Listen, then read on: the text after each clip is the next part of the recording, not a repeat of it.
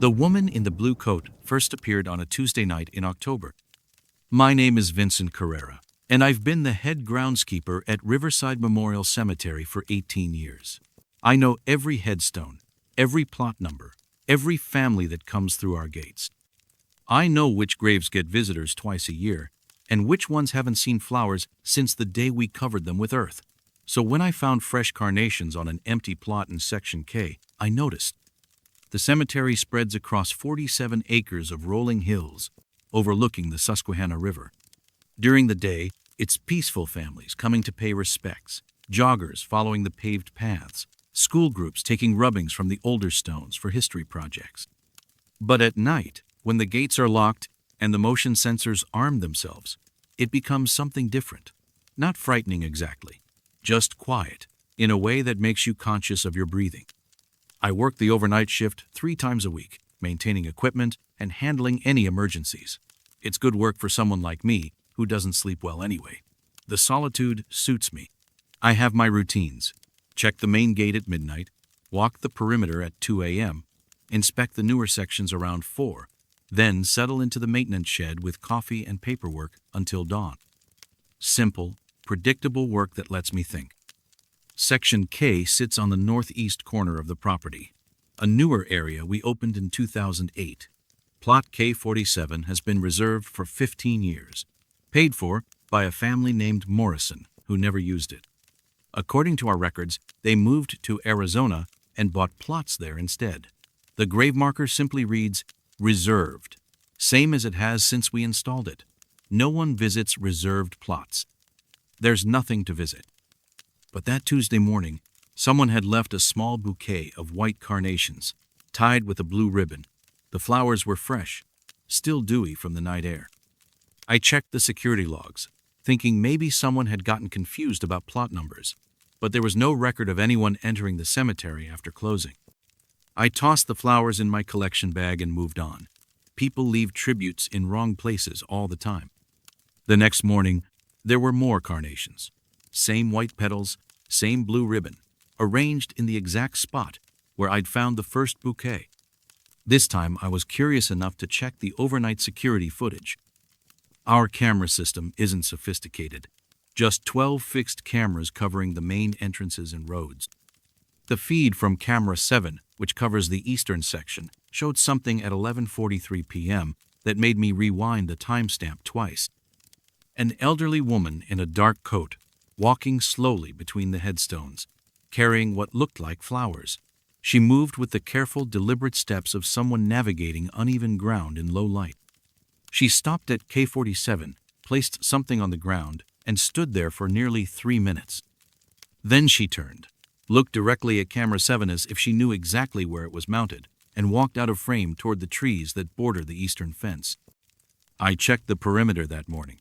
No gaps in the chain link. No disturbed earth near the fence posts. The main gate logs showed no entry or exit codes after 9 p.m. But the flowers were there, fresh as spring rain. That afternoon, I called Morrison's daughter in Phoenix. She confirmed that no family members had visited the cemetery, and that her mother, who might have worn a blue coat, had been dead for 7 years. She seemed annoyed that someone was using their reserved plot and asked me to remove anything left there. But Wednesday night brought more carnations, and Camera 7 recorded the same figure at the same time. This time, I watched the live feed from the security office. At 11:43 exactly, she appeared at the edge of the camera's range, an elderly woman, in what I could now see was definitely a blue wool coat. She moved with that same measured pace, placed her flowers, stood in what looked like silent prayer or contemplation, then turned to face the camera. Even through the grainy black and white monitor, I could see her eyes find the lens. She stood there looking at me for 15 seconds, where I felt like she could see through the camera, through the security office walls, straight into whatever part of me was watching her. Then she nodded once and walked away into the darkness beyond the camera's reach. I grabbed a flashlight and headed for Section K, but by the time I reached plot K47, she was gone. The carnations were there, still tied with blue ribbon, still beaded with moisture. I walked the entire perimeter twice, checking every possible exit point. Nothing. Over the next 2 weeks, she came every single night, always at 11:43, always the same ritual: flowers, prayer, look at the camera, disappear. I tried staying in Section K during her visits, but she never appeared when I was physically present. I tried different camera angles, thinking maybe she was avoiding the blind spots, but she only showed up on camera 7, and only when I was watching from the security office. The flowers accumulated despite my removing them each morning. By Friday of the 3rd week, I'd stopped throwing them away. Something about that felt wrong, like I was desecrating offerings at a shrine. Instead, I started collecting them in a vase in the maintenance shed. White carnations with blue ribbons, dozens of them, all exactly the same. It was Martha Hennessy from the day shift who finally gave me a name. I described the woman to her during shift change, and Martha's face went pale. "Sounds like Mrs. Korecki," she said. "Eleanor Korecki. She used to come here every day to visit her husband's grave until about 15 years ago." I pulled Eleanor Korecki's file from our records. She'd been a regular visitor from 1997 until 2009, when the visits stopped abruptly. Her husband's grave was in Section B, not Section K, Plot B23, marked with a simple granite headstone that read, "Joseph Korecki, beloved husband." I walked over during my lunch break. No flowers, no signs of recent visits. The grass around the stone had grown thick and undisturbed. Martha remembered more details when I pressed her. Eleanor had been in her 70s, always wore a blue wool coat regardless of season, and always brought white carnations tied with blue ribbon. She'd been devoted to her husband's memory, coming rain or shine, until one day she simply stopped. I assumed she'd passed away or moved to a nursing home. Martha said, "You know how it is with the regular visitors. They age out, or their families take over, or they just can't make the trips anymore." That night I decided to speak with Eleanor directly. I positioned myself at the security monitors at 11:30, and when she appeared on camera 7, I used the intercom system. "Mrs. Korecki?" My voice echoed across the cemetery through the outdoor speakers. "Mrs. Korecki, this is Vincent, from Cemetery Maintenance. Can you hear me?" She paused in placing the flowers, straightened slowly, and turned to face the camera. For a moment I thought she might respond, might acknowledge that she could hear me. Instead, she completed her ritual flowers, prayer, direct eye contact with the lens, and walked away. But something had changed. When she looked at the camera that night, her expression was different. Not the peaceful, distant look I'd grown accustomed to, but something more focused, more urgent. The next morning, along with the carnations at K47, I found something else. A small piece of paper, weighted down with a smooth riverstone, with a message written in careful cursive, "The wrong grave." I stared at those 3 words for a long time. Then I walked to Section B and stood in front of Joseph Korecki's headstone, reading the inscription again. "Beloved husband." The dates showed he died in 1997 at age 73. That afternoon I drove to the county records office and requested Joseph Korecki's death certificate. What I found made me understand why Eleanor had been coming to the wrong section. According to the official record, Joseph Korecki had been buried in Plot K47, not B23. Our cemetery records had him in Section B, but the county death certificate clearly stated Section K, Plot 47. Somewhere in the transfer of information, 18 years ago, someone had made an error. Joseph Korecki was supposed to be buried in the reserved plot that Eleanor visited every night, but our records showed B23, and that's where we'd put him. For 12 years, Eleanor had been visiting his actual grave. For the 6 years since her death, I found her obituary dated 2009. She'd been trying to tell someone about the mistake. I requested a disinterment order for Joseph Korecki, a process that took 2 months of paperwork and family notifications. In December, we moved him from B23 to K47, where he should have been laid to rest 18 years earlier. Eleanor hasn't appeared on camera 7 since the reburial. Plot K47 no longer receives fresh carnations. But sometimes, when I'm walking Section B during my overnight rounds, I catch the scent of flowers, near the empty space where Joseph used to lie. White carnations, faint as memory, lingering in the cold December air. I never found out how the burial records got mixed up, or why it took a dead woman to point out the error.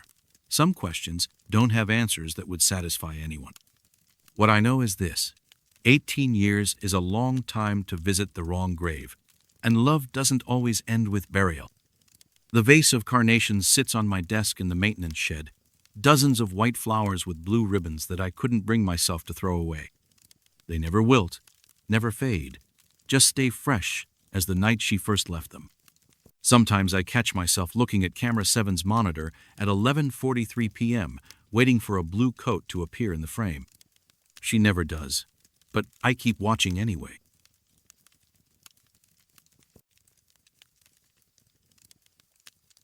I first noticed something wrong with Mr. Patterson's casket during the evening viewing on Thursday night. My name is Linda Chen, and I've been a funeral director at Riverside Memorial Chapel for 14 years. In that time, I've prepared over 2,000 bodies for their final rest, guided countless families through their grief, and witnessed every possible variation of human loss. Death doesn't surprise me anymore. It's a process, clinical and predictable, that follows the same patterns, whether the deceased is 19 or 90. Bodies don't breathe after embalming. That's not how any of this works. The chapel sits on Elm Street in a converted Victorian mansion that's been serving families since 1947. We have 3 viewing rooms, a preparation area in the basement, and my office on the 2nd floor where I handle arrangements and paperwork. The building creaks and settles like old houses do, especially during the quiet hours after public visitations end. I've grown comfortable with its sounds, the whisper of heating vents, the soft tick of antique clocks, the distant hum of refrigeration units maintaining their steady temperatures. Most of my work happens during regular business hours, but evening viewings run until 9 p.m., and I always stay until the last visitor leaves. It's part of providing proper care for both the deceased and their families. People need time to say goodbye, and that process can't be rushed or scheduled around convenience. Thursday had been a typical October day. 3 active cases, 2 consultations with grieving families, and routine maintenance on our aging embalming equipment. Mr. Harold Patterson, age 68, had been with us since Monday following a heart attack. His viewing was scheduled for Thursday and Friday evenings, with the funeral service on Saturday morning. Standard arrangements for a man who'd lived his entire life in our small town. I'd prepared Mr. Patterson myself on Tuesday morning. He'd been a large man in life, but death had given him the peaceful stillness that comes to all my clients eventually. The embalming process had gone smooth arterial injection, cavity treatment, cosmetic restoration. By Tuesday afternoon, he was resting in the mahogany casket his family had selected, dressed in his favorite navy suit, positioned with the dignity his widow had requested. The viewing room was empty by 8:30 Thursday evening. Mrs. Patterson and her adult children had said their final goodnights and left for dinner at her sister's house. I was straightening chairs and collecting forgotten programs when I noticed the casket lid moving. Not opening or closing, that would have been obvious enough to alarm me immediately. Instead, the heavy mahogany lid was rising and falling, perhaps an inch, in a slow, rhythmic pattern that reminded me of someone breathing deeply in sleep. I stood perfectly still and watched for 30 seconds, timing the intervals. 7 seconds up, pause, 7 seconds down, consistent as a heartbeat. My first thought was building settlement. Old houses shift, especially when the temperature drops at night, and caskets are heavy enough to stress floor joists. But the movement was too regular, too organic. Floor settlement is random, unpredictable. This had the measured cadence of respiration. I approached the casket carefully, running my hand along the mahogany surface to check for vibrations from the building's HVAC system. Nothing. The wood was smooth and still under my palm, but I could see the lid continuing its gentle rise and fall. When I pressed down firmly with both hands, the movement stopped immediately. When I released pressure, it resumed within seconds. Professional instinct told me to document what I was observing.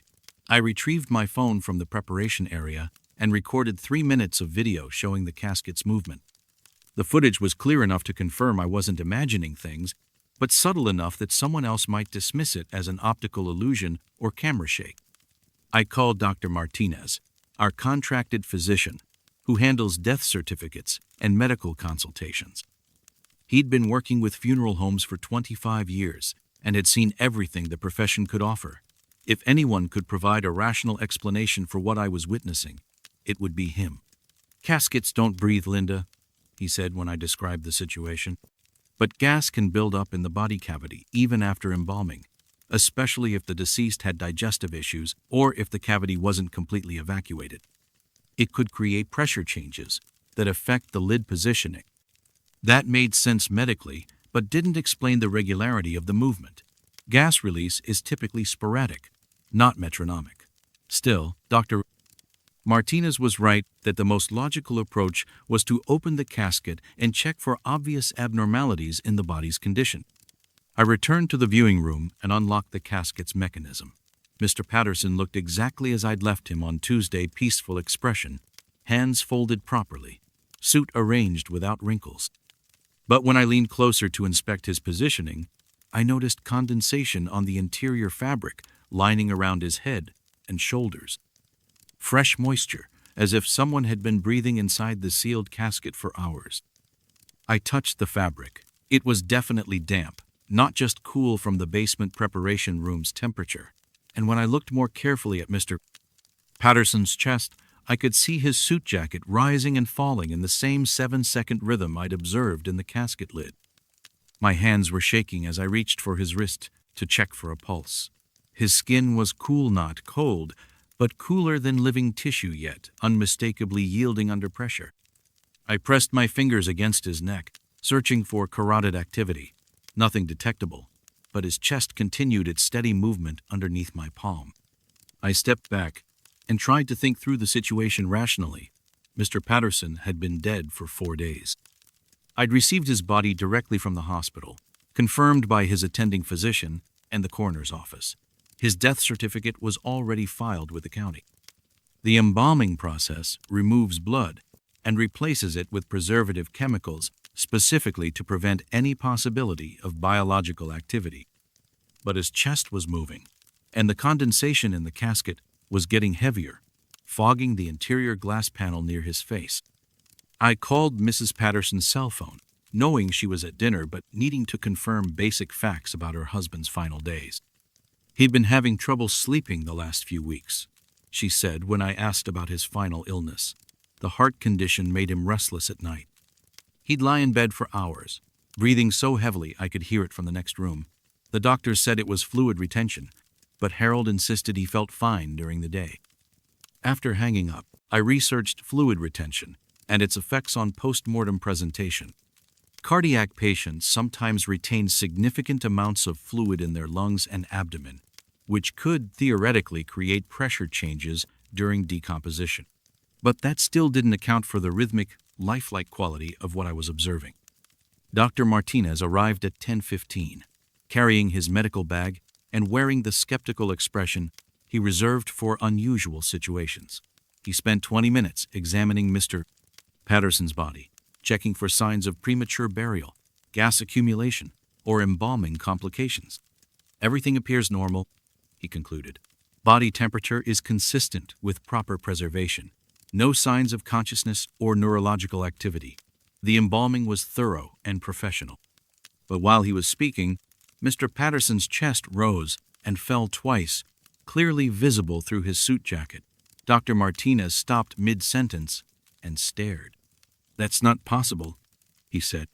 We both watched Mr. Patterson breathe for the next 10 minutes. 7 seconds in, pause, 7 seconds out. Regular as a sleeping man. Impossible as resurrection. Dr. Martinez used his stethoscope to listen for heartbeat or lung sounds. Silence. But the breathing continued. "I need to call the coroner," Dr. Martinez said finally. "This requires official documentation." While we waited, I researched similar cases online. Premature burial was a genuine fear in earlier centuries, before modern medical confirmation of death, but virtually impossible under current protocols.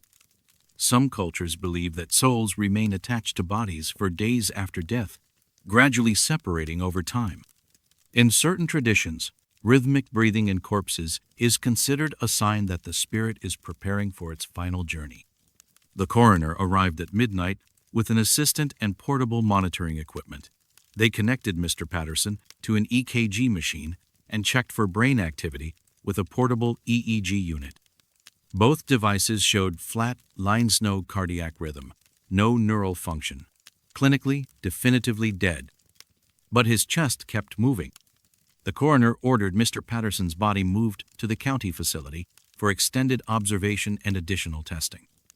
They transferred him in our mahogany casket, since moving him to a transport gurney might disrupt whatever process was maintaining the breathing pattern. That was 6 months ago. According to the coroner's office, Mr. Patterson's breathing stopped exactly 72 hours after we first observed it, at which point his body began normal decomposition processes. The final report classified the incident as unexplained physiological phenomenon and recommended additional research into post-mortem muscular activity in cardiac patients. Mrs. Patterson opted for cremation rather than traditional burial, saying she didn't want to wonder what might be happening underground.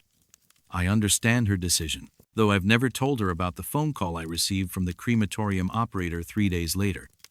He wanted to know if we'd ever seen a body maintain breathing patterns during the cremation process, and whether that was something families should be warned about in advance. I told him no, we'd never encountered anything like that, and I suggested he might want to double-check his equipment calibration. I still handle all our embalming procedures, and I've never seen another case like Mr. Patterson's. But sometimes, during evening viewings, I find myself watching caskets more carefully than before. Most remain perfectly still, as they should. But occasionally, in the corner of my vision, I think I catch the slightest movementa, gentle rise and fall, barely perceptible, like someone settling into comfortable sleep. I never approach those caskets for closer inspection. Some questions don't need answers, and some mysteries are better left undisturbed. Mr. Patterson taught me that death isn't always as final as we assume, and that the transition between life and whatever comes after might take longer than medical science understands. In our business, we talk about helping people rest in peace. I've learned that sometimes peace comes gradually, measured in the rhythm of one last breath, then another, until finally the body remembers how to be still.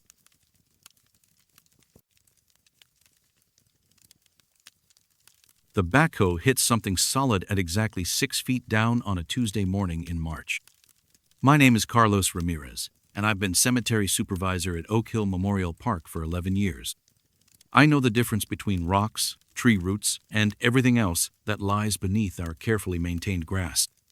What my excavator found in plot 1,847 shouldn't have been there, according to every record in our files going back to 1928, when this section was first platted for burials.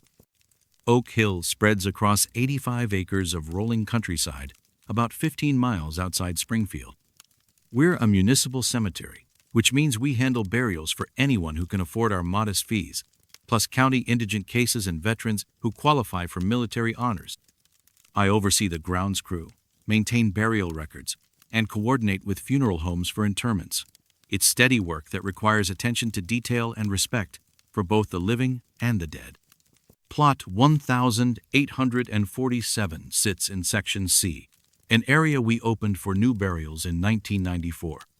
The section was surveyed and graded by the County Engineering Department, with all utilities marked and drainage systems installed before we began selling plots. Every burial site gets inspected before excavation to ensure we're not disturbing existing graves or hitting water or gas lines. Our records showed 1,847 as vacant land, purchased by the Morrison family in 2018 for their elderly mother who'd moved to assisted living. Mrs. Morrison's funeral was scheduled for Wednesday, so I'd assigned Tommy Valdez and Miguel Santos to prepare the gravesite on Tuesday morning. Standard procedure: mark the plot boundaries, remove sod, excavate to 7 feet, square the sides, and prepare the burial vault installation. Simple work that we've done thousands of times, without complications. But at 6 feet down, Tommy's backhoe bucket scraped against something that rang like metal hitting wood. He stopped immediately and called me over to inspect the excavation. "There's something down there, Carlos," he said, pointing into the hole. "Looks like a box, or maybe old construction debris." I climbed down into the excavation with a hand shovel to investigate. What I uncovered made me call a halt to all work and send Tommy and Miguel to prep graves in Section B while I figured out what we were dealing with. It was definitely a coffin. Old-style wooden construction with metal corner brackets, about the right size and shape for human burial. The wood was weathered but intact, preserved by the clay soil that dominates this part of the county. And mounted on the lid was a tarnished brass nameplate that read, "William Henry Kowalski, October 15, 1918, September 22, 1952. According to our records, no one named Kowalski had ever been buried in Section C. I climbed out of the grave and walked back to the maintenance building to check our master files, thinking maybe we'd made an error in the plot numbering or boundaries. Every cemetery keeps multiple record systems to prevent exactly this kind of confusion.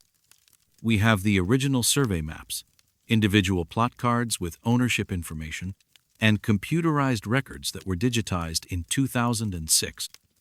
All three systems showed plot 1,847 as unoccupied until the Morrison purchase.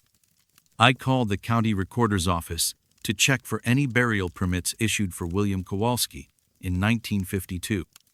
The clerk found a death certificate filed September 23, 1952, listing cause of death as industrial accident and place of burial as Oak Hill Memorial Park.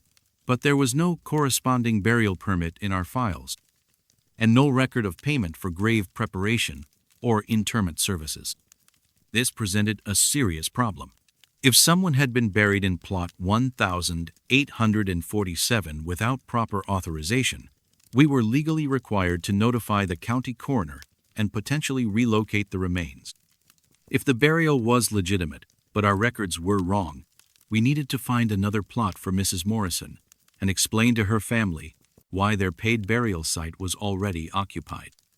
I decided to research William Kowalski's background before making any official reports.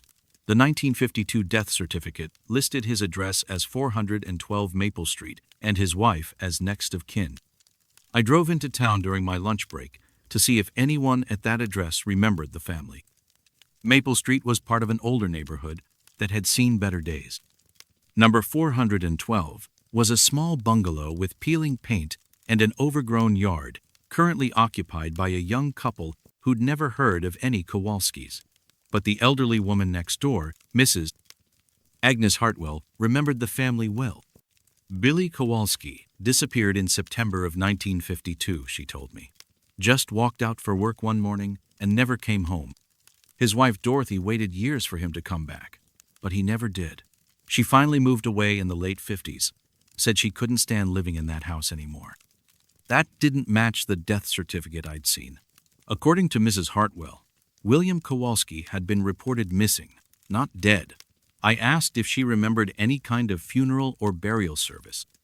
"Never was one," she said firmly. Dorothy kept expecting him to walk through the front door.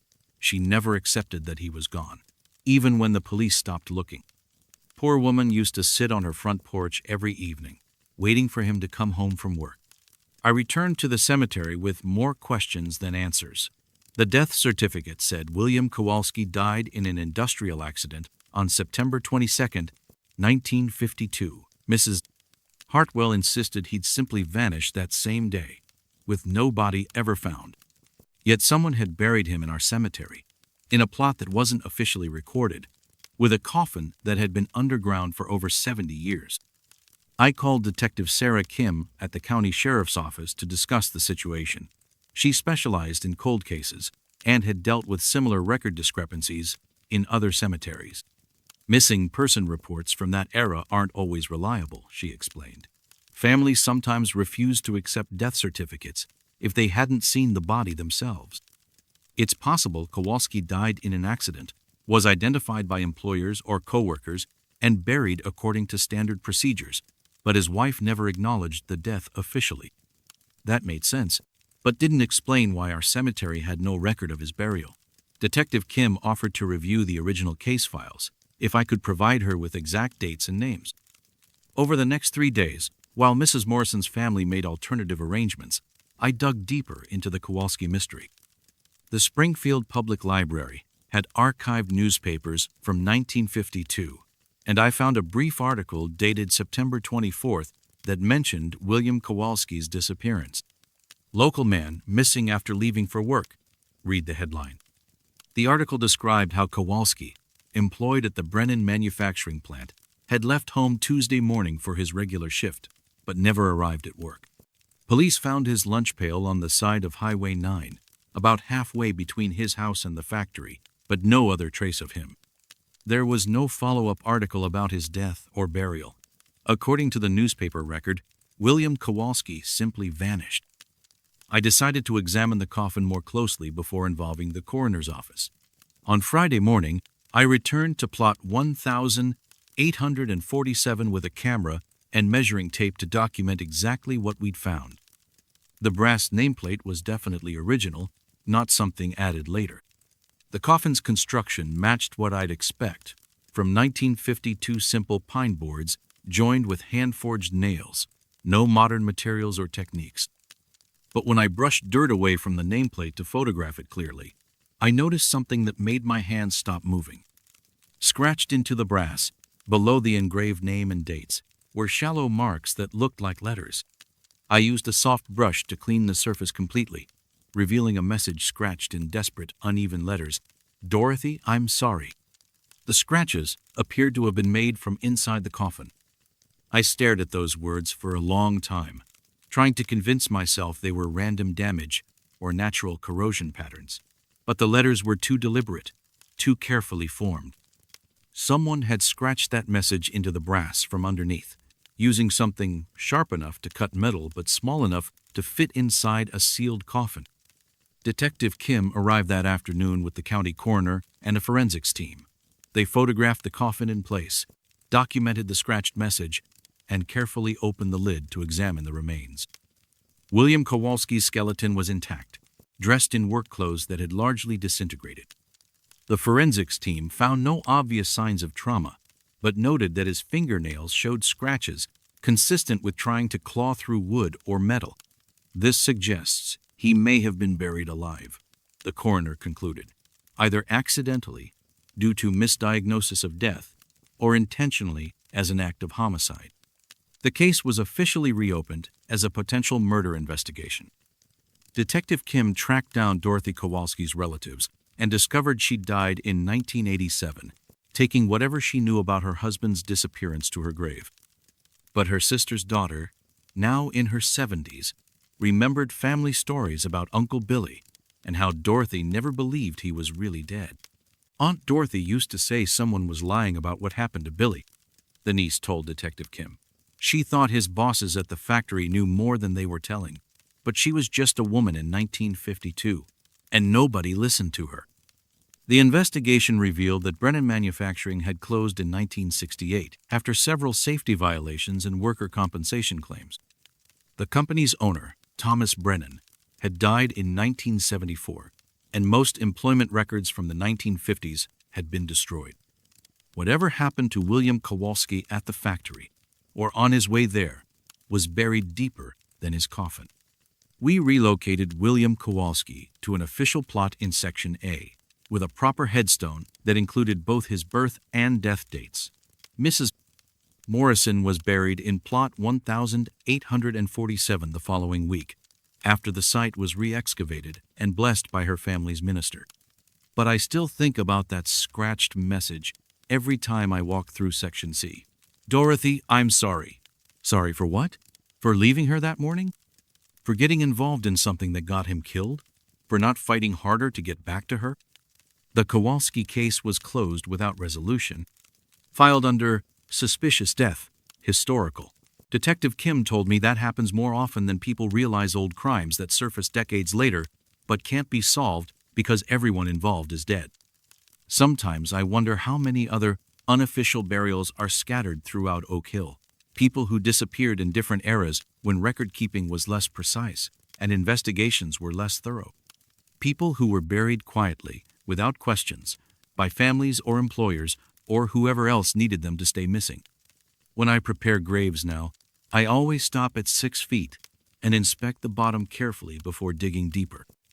Not because I expect to find more coffins, but because some secrets don't stay buried as permanently as we assume. And some people never stop trying to send messages to the ones they left behind, even when their voices have been silent for 70 years.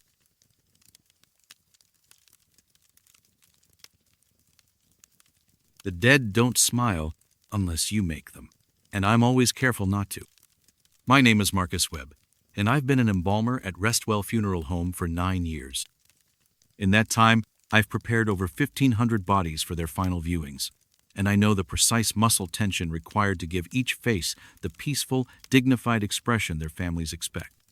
Neutral mouth position, relaxed jaw, eyes gently closed. These are the basics of my profession. Death masks should suggest rest, not emotion. Restwell sits on the edge of downtown in a converted 19th century mansion that's housed 3 different funeral homes over the past century. The preparation room is in the basement, a sterile white space with stainless steel tables, industrial ventilation, and temperature controls that keep everything at exactly 68 degrees. I work alone down there most days, which suits me fine. Embalming requires concentration and respect for the deceased that's easier to maintain without distractions or conversation. My routine is methodical and precise. I arrive at 7 a.m., review the cases scheduled for preparation, and spend the day working through arterial injection, cavity treatment, and cosmetic restoration. Each body gets documented photographically before and after treatment, with detailed notes about any special requests from families or challenges posed by the cause of death. By 5 p.m., I've usually finished the day's work and locked the preparation room until the next morning. The building security system arms automatically after business hours, monitoring all entrances and the main floor where viewings and services take place. The basement isn't covered by cameras. There's never been a need to record what happens in the preparation room, and most families would find the idea disturbing. What goes on down there is private, professional work that doesn't require documentation beyond my written reports. I first noticed something wrong with Mrs. Abernathy on a Wednesday morning in October. She'd been brought in Tuesday afternoon after dying alone in her apartment, discovered by her landlord when rent came due. Natural death, probably heart failure, no trauma or complications that would affect the embalming process. I'd prepared her Tuesday evening and left her positioned in the standard neutral arrangement, hands folded, expression peaceful, ready for her Thursday viewing. But when I unlocked the preparation room Wednesday morning, Mrs. Abernathy was smiling.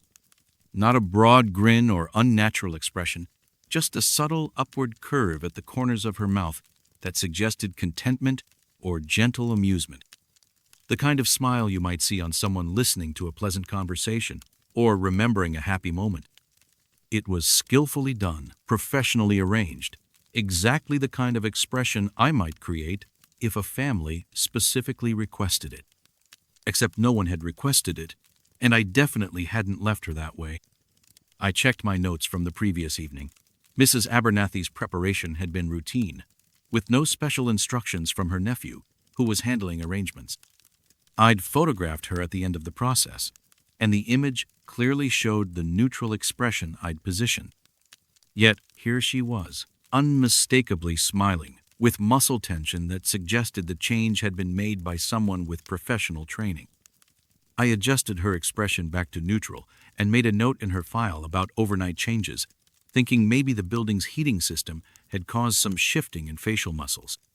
Old buildings settle and temperature fluctuations can affect preserved tissue in subtle ways, but muscle relaxation typically causes sagging, not the precise arrangement I'd observed.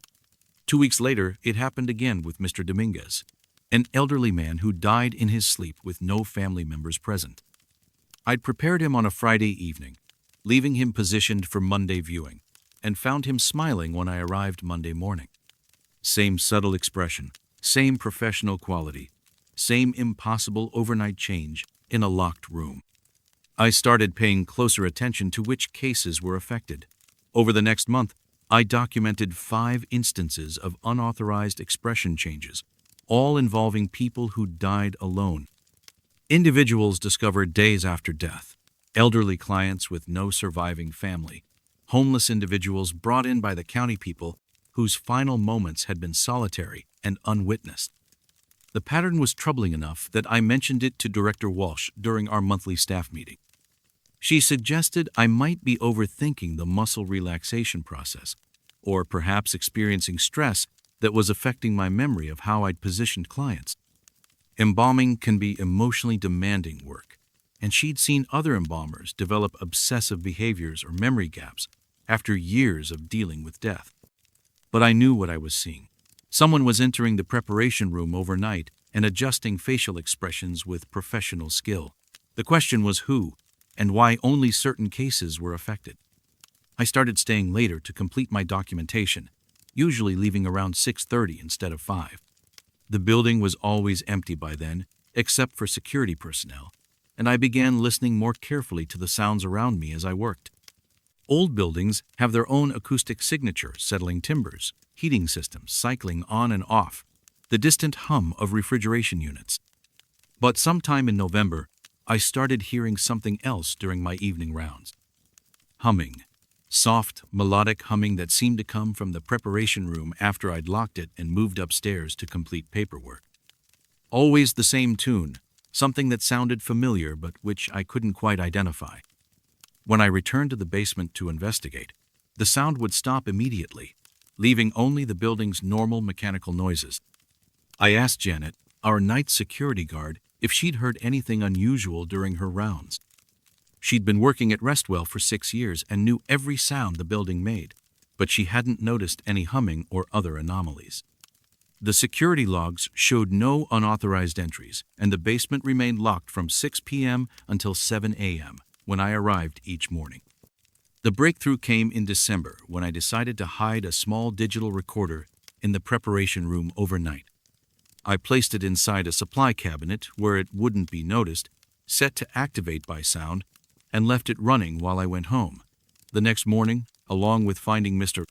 Patterson arranged with the same subtle smile that was becoming familiar, I had 43 minutes of audio recording. Most of the recording was silence, interrupted by the building's normal mechanical sounds and what might have been footsteps from the main floor above. But at 2:17 a.m., the recorder had picked up clear humming for nearly 8 minutes. A woman's voice, soft and melodic, singing what I finally recognized as Amazing Grace without words. The humming moved around the room, sometimes closer to the recorder, sometimes distant, as if someone were walking between the preparation tables while they worked. I played the recording for Director Walsh, who agreed it was disturbing but pointed out that audio alone didn't prove someone was physically present in the room. Sound carries strangely in old buildings, and what I'd recorded might have come from outside or from another part of the funeral home. She suggested installing a motion detector in the preparation room to provide more definitive evidence. The motion detector arrived the following week, a simple infrared sensor that would log any movement in the room overnight. I installed it myself, positioning it to cover the entire workspace, while avoiding the normal heating and cooling air currents that might trigger false alarms. For 3 nights, the detector recorded nothing. On the 4th night, while Mr. Mason Stoplig.com, Williams, another client, who died alone, was in preparation, the sensor logged continuous movement from midnight until 4 a.m. But when I reviewed the detector's data log, the movement patterns were impossible. The sensor showed someone moving between all 4 preparation tables simultaneously, as if multiple people were working in the room at the same time. Yet when I arrived that morning, only Mr. Williams had been changed, arranged with the same gentle smile that suggested peace and contentment. The other 3 bodies in the room remained exactly as I'd left them. I started arriving earlier and staying later, hoping to catch whoever was responsible for the overnight changes. By mid-December, I was essentially living at the funeral home, sleeping in my office and monitoring the preparation room through the new security camera I'd installed without Director Walsh's approval. But the camera never showed anything, just empty room, unchanged lighting, and static bodies lying in peaceful rest. Yet the humming continued, and the smiles appeared with clockwork regularity on clients who died alone. On December 23rd, I decided to spend the entire night in the preparation room itself. I arranged a chair in the corner where I could observe all 4 preparation tables, brought coffee and a flashlight, and settled in to watch. Mrs. Froops Chen, who'd been found dead in her apartment after 3 days, was the only client present. I'd prepared her that afternoon and positioned her with the standard neutral expression. The humming started at 10 minutes past midnight. It began softly, so quietly I thought I might be imagining it, then gradually increased in volume and clarity. Amazing grace. Sung without words, in a voice that sounded both ancient and infinitely gentle. The sound seemed to come from everywhere and nowhere, filling the room with melody that was beautiful and utterly terrifying. I sat perfectly still in my chair, watching Mrs. Chen's body for any sign of movement. The humming continued for nearly 20 minutes, sometimes closer, sometimes farther away, but I never saw anything that could account for the sound. No figures, no shadows, no disturbance in the air that might suggest an invisible presence. But slowly, while I watched, Mrs. Chen's facial expression began to change. Not all at once, but gradually, as if invisible hands were gently adjusting the muscle tension around her mouth and eyes. The neutral expression I'd arranged transformed into a peaceful smile, the same subtle look of contentment I'd found on dozens of other clients who died alone. The humming stopped when the smile was complete. The room fell silent, except for the heating system's quiet operation and my own rapid breathing. Mrs. Chen lay on the preparation table, smiling peacefully, as if she'd finally found the company she'd been missing at the end of her life. I never reported what I witnessed that night. Director Walsh would have recommended psychiatric evaluation, and I couldn't explain what I'd seen in any way that sounded rational. Instead, I stopped trying to correct the unauthorized expressions. When I find clients smiling in the morning, I document their appearance and leave them arranged as I found them. The families never complain. In fact, they often comment on how peaceful and happy their loved ones appear, how the smile suggests they've found peace after lives that ended in solitude. I've learned to tell them that sometimes the embalming process allows the deceased to settle into expressions that reflect their inner state, that the smile they see might represent the relief of finally being in the presence of whatever comes after. I still hear the humming during my evening rounds, always the same gentle melody, always from the preparation room when clients who died alone are present. I've stopped investigating the sound. Some mysteries are better left unexplored, and some forms of comfort shouldn't be questioned too closely. In my profession, we talk about giving the dead dignity in their final appearance. I've learned that sometimes dignity includes joy, and that even those who die alone might not be lonely in the end. The smiles I find each morning suggest that someone or something is making sure no one faces eternity without a friendly presence to ease the transition. I still work alone in the preparation room, but I no longer feel alone there. The humming has become a comfort, a sign that my work is being watched over by someone who understands the importance of compassion even after death. And when I see those gentle smiles, I know that every person who passes through my care will be remembered not for how they died, but for the peace they found afterward.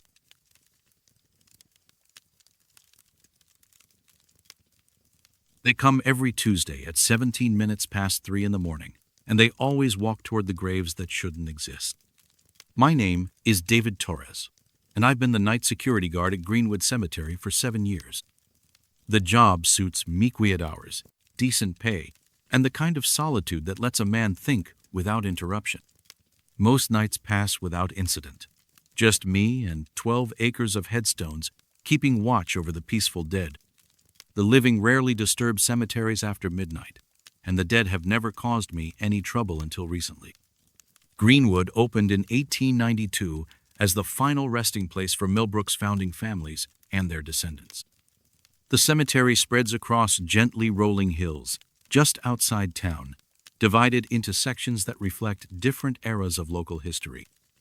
The newer areas, developed after World War II, have neat rows of uniform headstones and modern landscaping. The older sections feature elaborate Victorian monuments, family mausoleums, and the kind of ornate stonework that speaks to 19th century attitudes about death and remembrance. My security station sits in a small building near the main entrance, equipped with monitors that display feeds from 8 cameras positioned throughout the grounds. The system was installed in 2015 after several incidents of vandalism and theft, though we rarely see anything more exciting than deer wandering between the headstones or the occasional teenager taking shortcuts home from parties. I work Tuesday through Saturday, 11 p.m. to 7 a.m., with responsibilities that include perimeter checks, monitoring the security feeds, and responding to any alarms triggered by motion sensors near the more valuable monuments. The work is routine and predictable, which is exactly what I wanted after 23 years as a police officer in Memphis. After dealing with domestic violence calls, drug arrests, and traffic fatalities, watching over silent graves feels like peaceful retirement.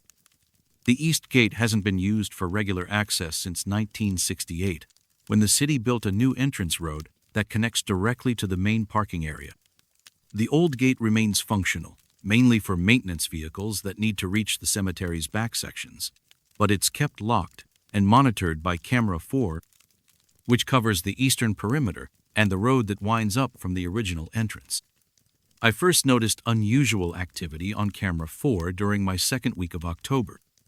At exactly 17 minutes past 3 on a Tuesday morning, the monitor showed movement near the East Gate, shadowy figures that appeared to be walking in a group along the old entrance road. The image quality wasn't perfect due to limited lighting in that area, but I could make out what looked like 6 or 7 people moving slowly uphill toward the cemetery's interior. My initial assumption was that someone had cut the lock on the East Gate, probably teenagers looking for a dramatic setting for drinking or drug use. I grabbed my flashlight and radio, left the security station, and drove the maintenance cart to investigate. But when I reached the East Gate, I found it still securely locked, with no signs of forced entry or recent disturbance. I walked the perimeter in that area, checking for gaps in the fence or other ways someone might have entered the grounds.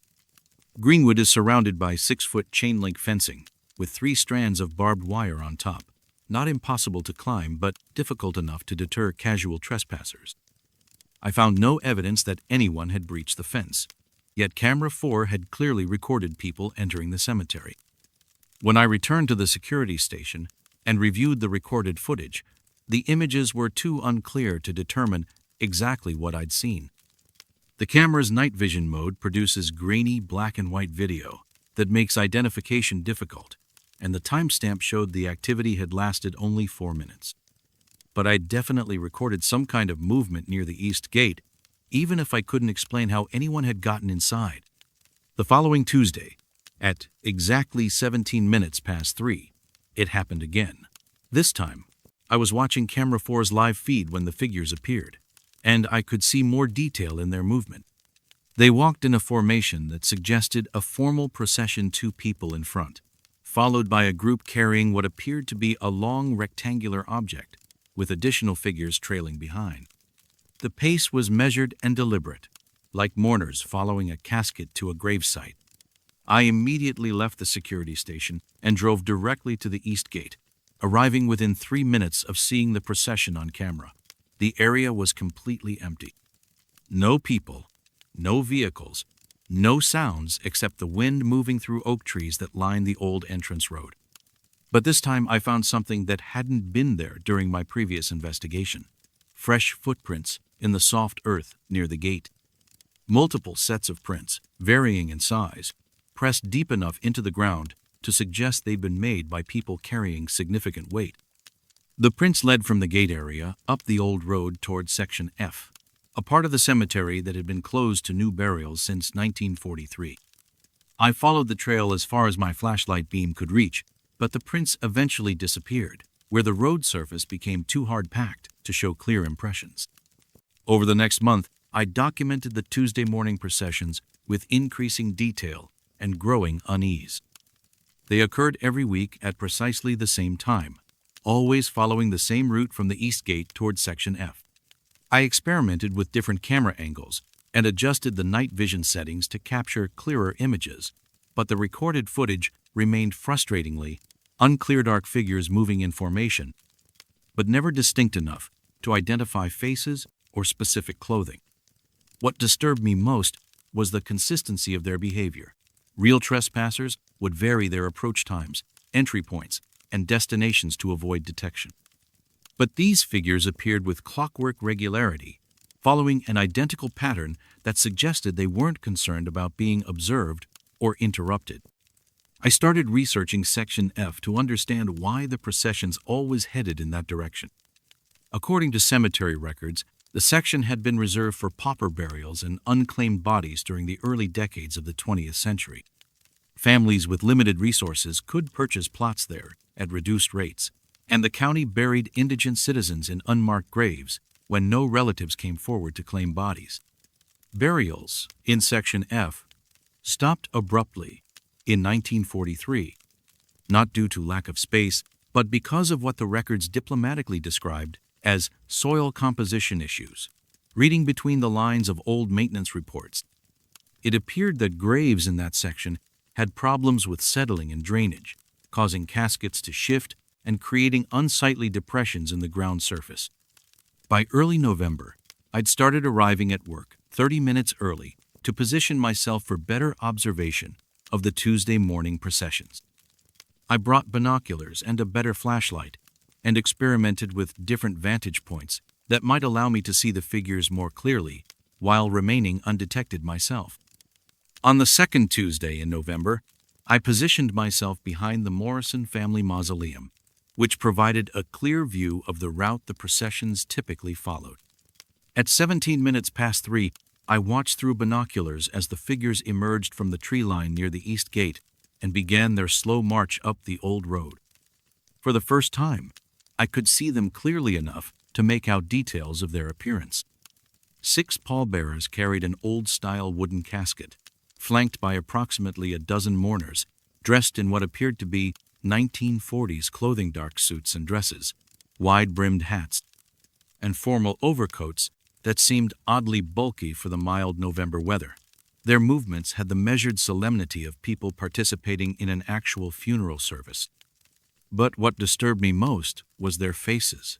Even through binoculars, in the uncertain light of a quarter moon, I could see that their expressions were wrong somehow. Not sad or grieving, as I'd expect from mourners, but blank and distant, as if they were sleepwalking through the ritual of burial. They moved with perfect coordination, yet seemed disconnected from their actions, like actors performing roles they'd rehearsed but didn't understand.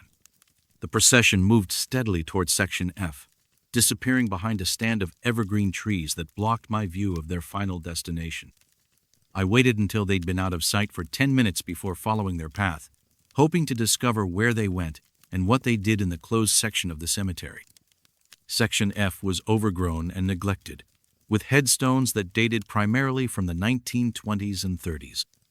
Many of the graves showed signs of the settling problems mentioned in the maintenance report. Sunken areas where caskets had shifted, tilted headstones, and uneven ground that made walking treacherous in the dark. But in the center of the section, I found something that wasn't supposed to exist according to cemetery records. A fresh grave, recently dug and covered, with mounded earth that hadn't had time to settle or grow grass. The site had no headstone or marker, but someone had left a simple wooden cross at the head of the grave, the kind of temporary marker used during burial preparations. Arranged around the cross were several bouquets of flowers that looked fresh despite the cool weather. I knelt beside the grave and examined the disturbed earth more closely.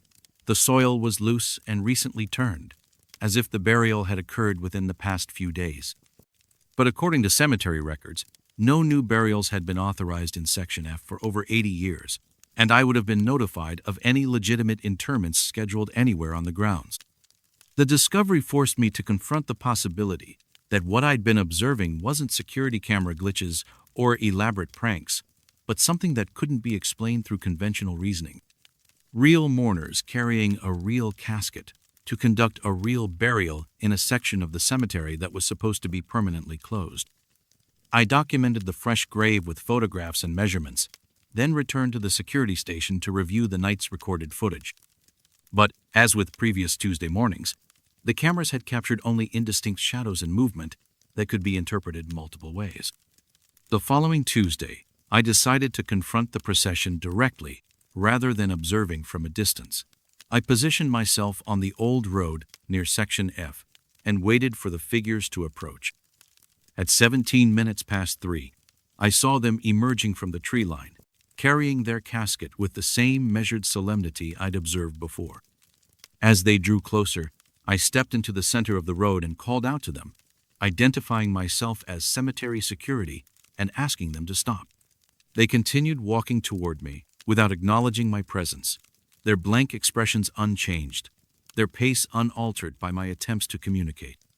I stood my ground as the procession approached, expecting them to stop or at least acknowledge that I was blocking their path. Instead, they walked through me. Not around me or past me, but through the space where I was standing, as if I were no more substantial than mist or shadow. I felt nothing, as they passed no physical contact, no change in temperature, no sense of displacement.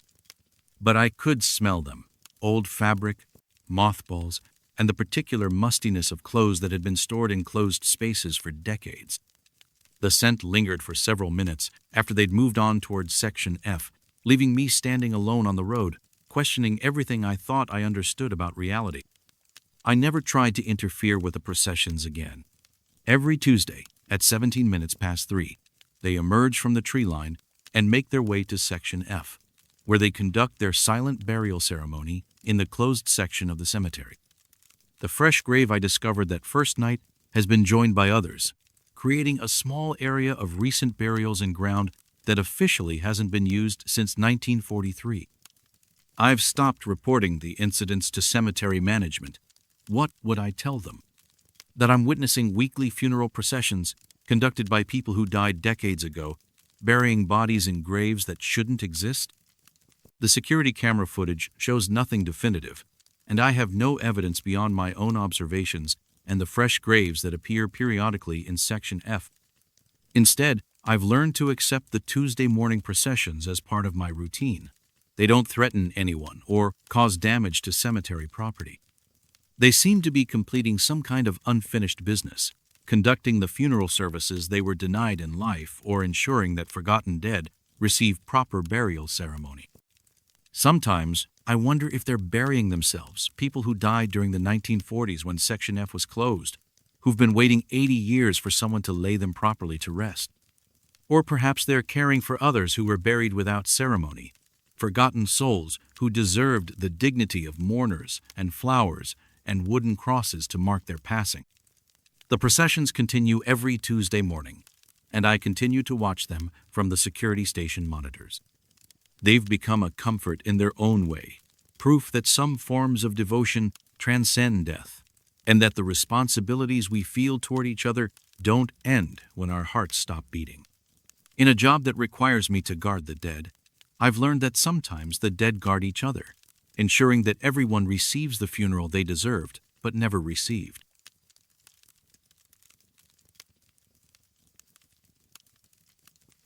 Some graves won't stay settled, no matter how deep you dig them or how much earth you pile on top. My name is Eugene Crawford, and I've been digging graves at Sunset Memorial Gardens for 16 years. In that time, I've excavated over 3,000 burial sites, lowered countless caskets into the ground, and backfilled enough earth to build a small mountain. I know how soil behaves, how caskets settle, and how long it takes for a grave to reach its final, permanent configuration. What's happening with Mrs. Brooks? Dorothy Hartwell's grave defies everything I understand about the physics of burial. Sunset Memorial Gardens occupies 52 acres of gently rolling farmland that was converted to cemetery use in 1967. The soil is predominantly clay with good drainage, ideal for maintaining stable grave sites that don't shift or settle unexpectedly.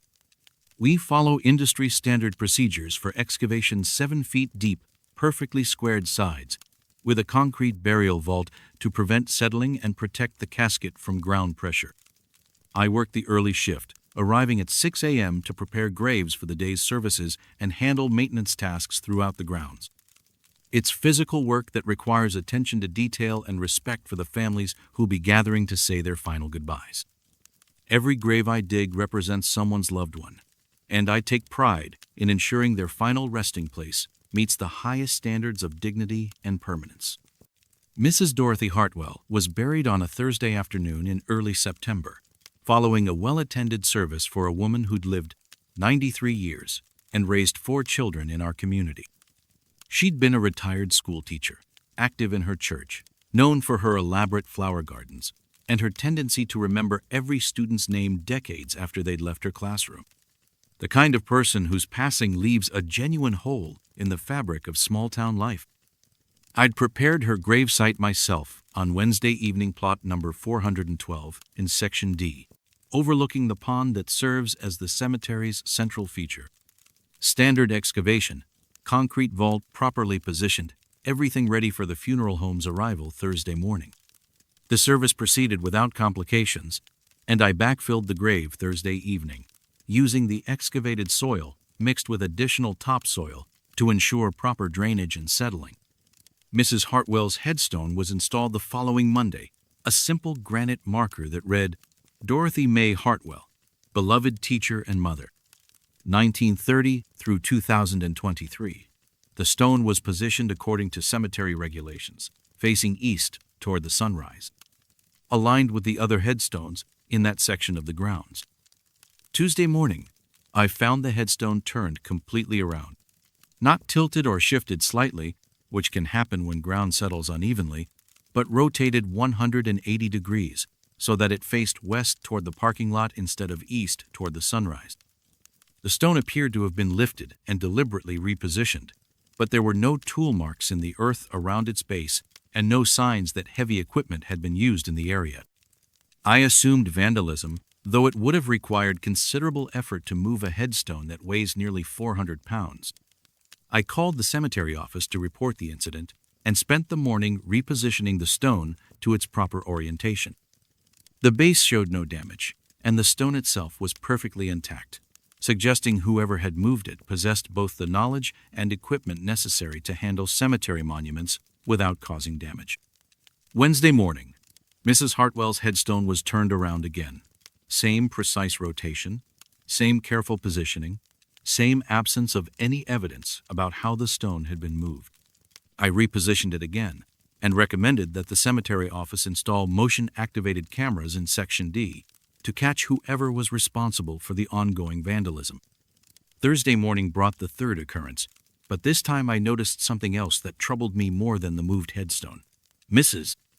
Hartwell's gravesite was showing signs of settling that shouldn't have occurred so soon after burial.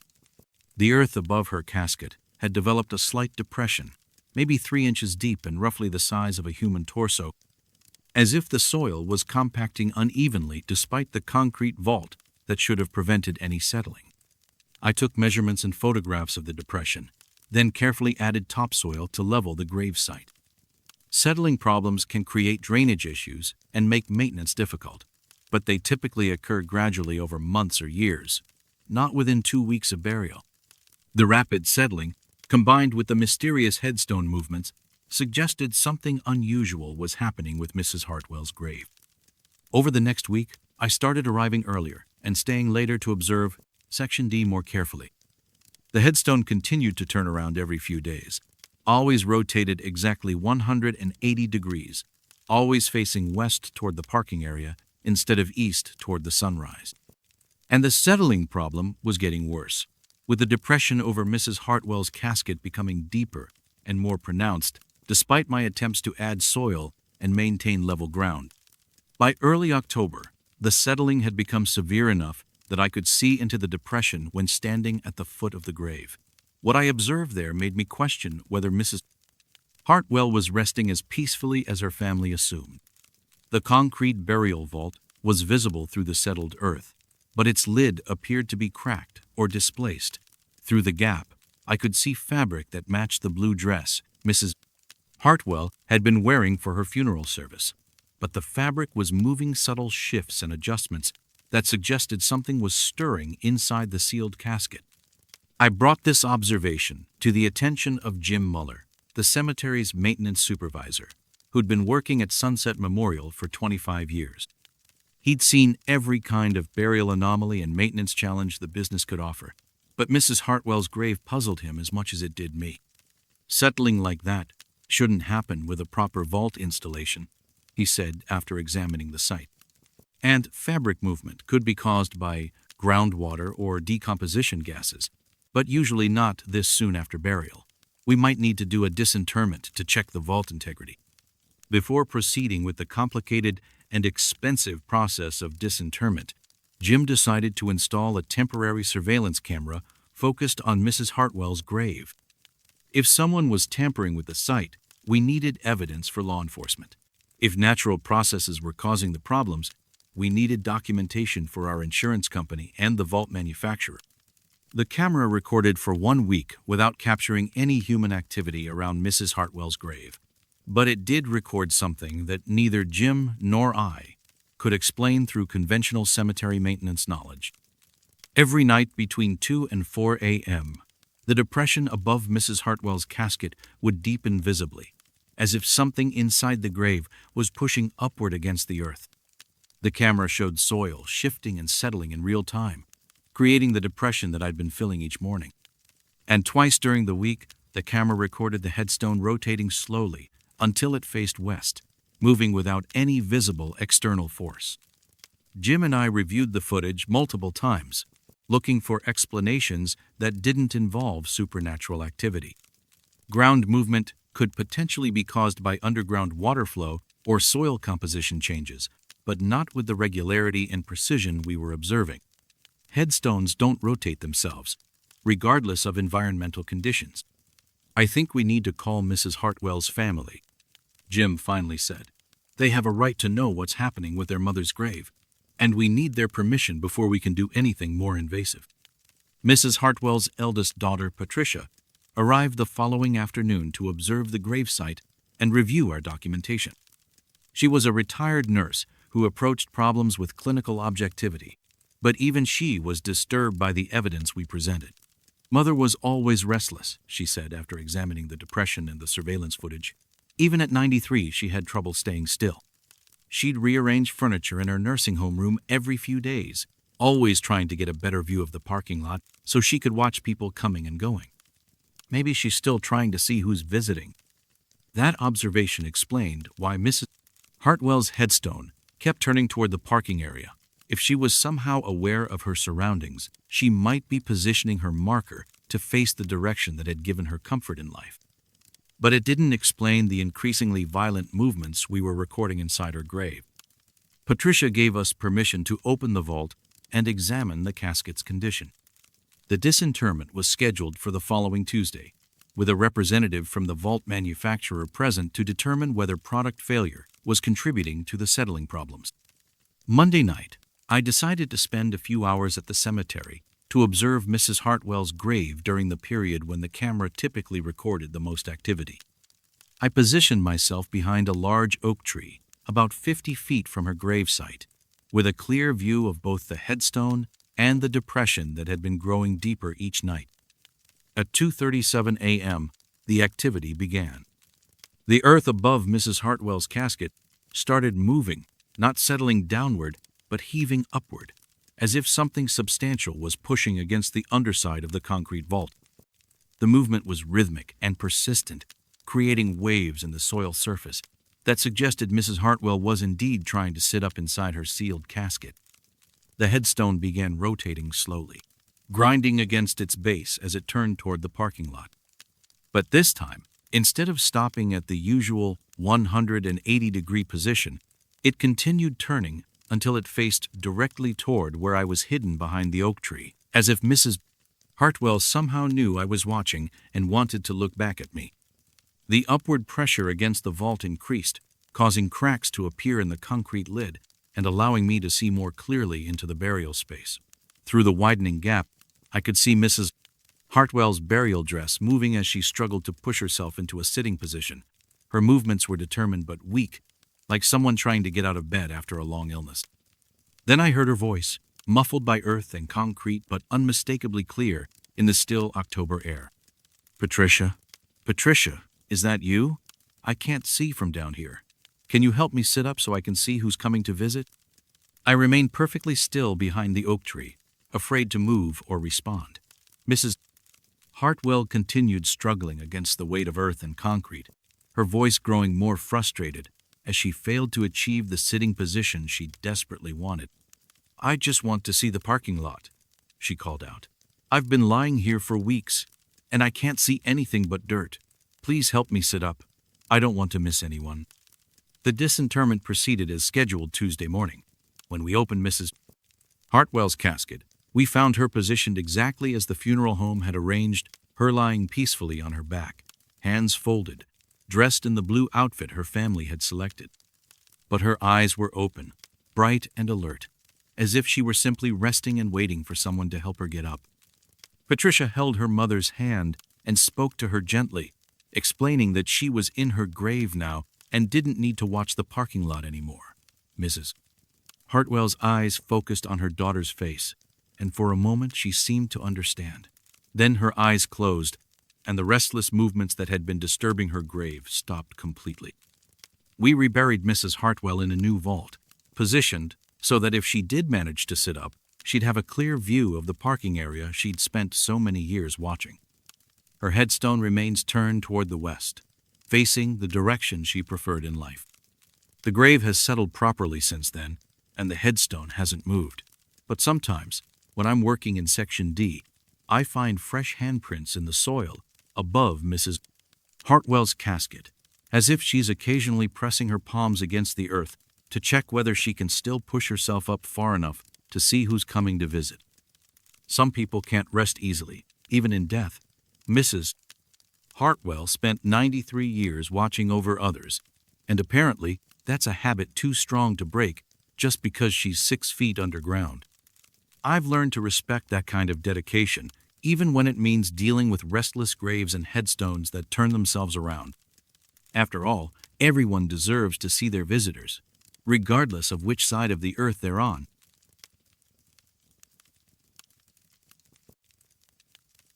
Sometimes, the camera captures mourners who weren't invited to the funeral, but who had every right to be there. My name is Isabel Rodriguez, and I've been coordinating funeral services at Heritage Memorial Chapel for 12 years. I handle the logistics that transform grief into ceremony scheduling, flowers, music, seating arrangements, and the countless details that help families navigate the most difficult days of their lives. Part of my responsibility includes coordinating with photographers when families want professional documentation of their memorial services, ensuring the images capture dignity and love rather than raw sorrow. Heritage Memorial occupies a restored Victorian mansion on Elm Street that's been serving families since 1923. The building maintains its original elegance hardwood floors, stained glass windows, and the kind of architectural details that provide comfort during times of loss. We have 3 chapels of different sizes, a reception area for post-service gatherings, and my office on the 2nd floor, where I handle arrangements and coordinate with vendors. Most families don't request photography at funeral services, preferring to grieve privately without the intrusion of cameras. But occasionally, especially for prominent community members or when distant relatives can't attend, families ask us to arrange discreet documentation of the ceremony. We work with several local photographers who specialize in memorial services, professionals who understand how to capture meaningful moments without disrupting the solemnity of the occasion.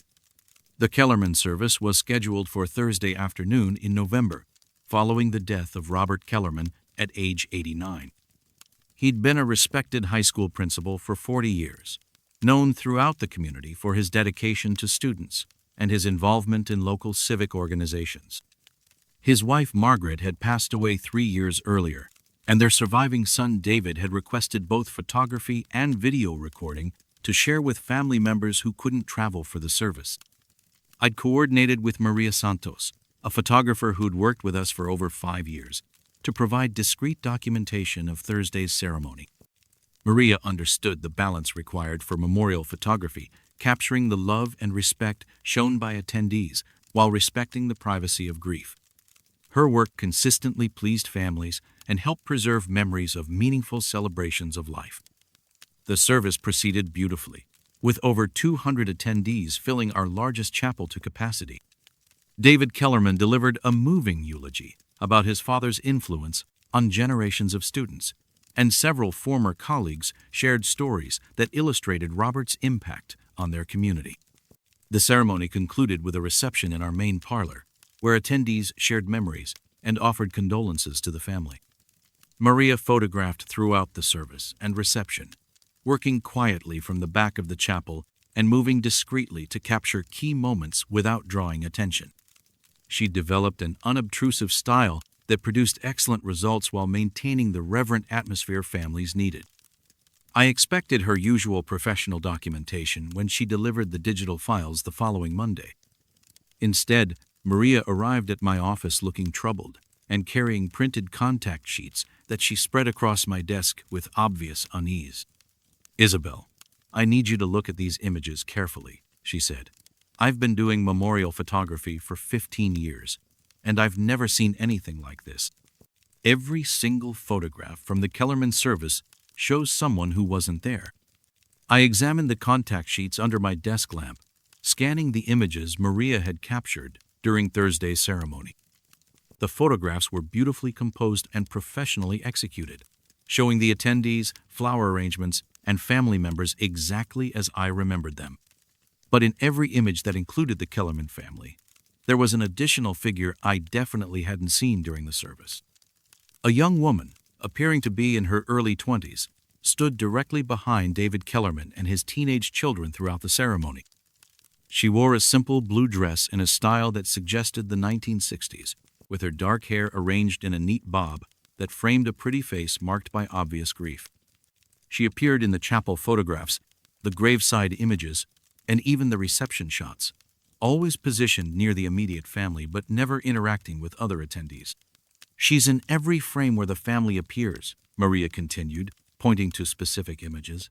"Same dress, same position, same expression. But Isabel, I swear to you that woman was not at that service. I would have noticed her, especially dressed like that. The clothing alone would have stood out among the other mourners." I studied the photographs more carefully, trying to remember everyone who'd attended Thursday's service. The young woman's face wasn't familiar, and Maria was right about her clothing. The vintage dress and hairstyle would have been memorable among the contemporary attire worn by other attendees. Yet she appeared in every family photograph with the clarity and definition of someone who'd been physically present. "Could this be some kind of digital artifact?" I asked. "Maybe a reflection or double exposure?" Maria shook her head. "I shoot in RAW format with professional equipment. These aren't film doubles or digital glitches. This woman appears as solid and real as everyone else in the images." "But she wasn't there, Isabel. I'm absolutely certain. I made copies of the most clear images and spent the afternoon comparing them with my notes from Thursday's service. I maintained detailed records of attendees, seating arrangements, and family positioning for each ceremony, information that helps me coordinate future services and answer questions from family members. According to my documentation, no young woman matching the figure in the photographs had attended Robert Kellerman's funeral. That evening, I called David Kellerman to discuss the photography before delivering the final images to his family. I wanted to determine whether the mysterious woman might be a distant relative I hadn't met, or someone who'd attended without signing the guest registry. "I don't recognize the description," David said after I'd explained the situation carefully. "My father didn't have any young female relatives, and I knew everyone who came to the service." "But you said she was wearing a 1960s dress? That's interesting, because my father often talked about fashion from that era. It reminded him of his daughter, Rebecca." This was the first time I'd heard Robert Kellerman had a daughter named Rebecca. Our family information forms showed only David as surviving offspring, and no one had mentioned a daughter during our arrangement meetings or the service itself. "Rebecca died in 1967, David continued. She was 22, just graduated from college. Car accident on Highway 9 during a summer rainstorm. It devastated my parents, especially my father. He never really recovered from losing her. I asked David if he had any photographs of Rebecca that I could compare with the mysterious figure in Maria's images. He promised to email me some family pictures from the 1960s, including several of Rebecca taken shortly before her death. The photographs David sent that evening confirmed what I'd already begun to suspect. Rebecca Kellerman, photographed at her college graduation in May of 1967, was unmistakably the young woman who appeared in every image from her father's funeral service. Same face, same hair, same gentle expression that suggested deep love for family. Even the blue dress was identical to one she'd worn in a family portrait taken that same spring. But Rebecca Kellerman had been dead for 56 years. I spent the next day researching the Kellerman family history, trying to understand the connection between Rebecca's death and her apparent presence at her father's funeral.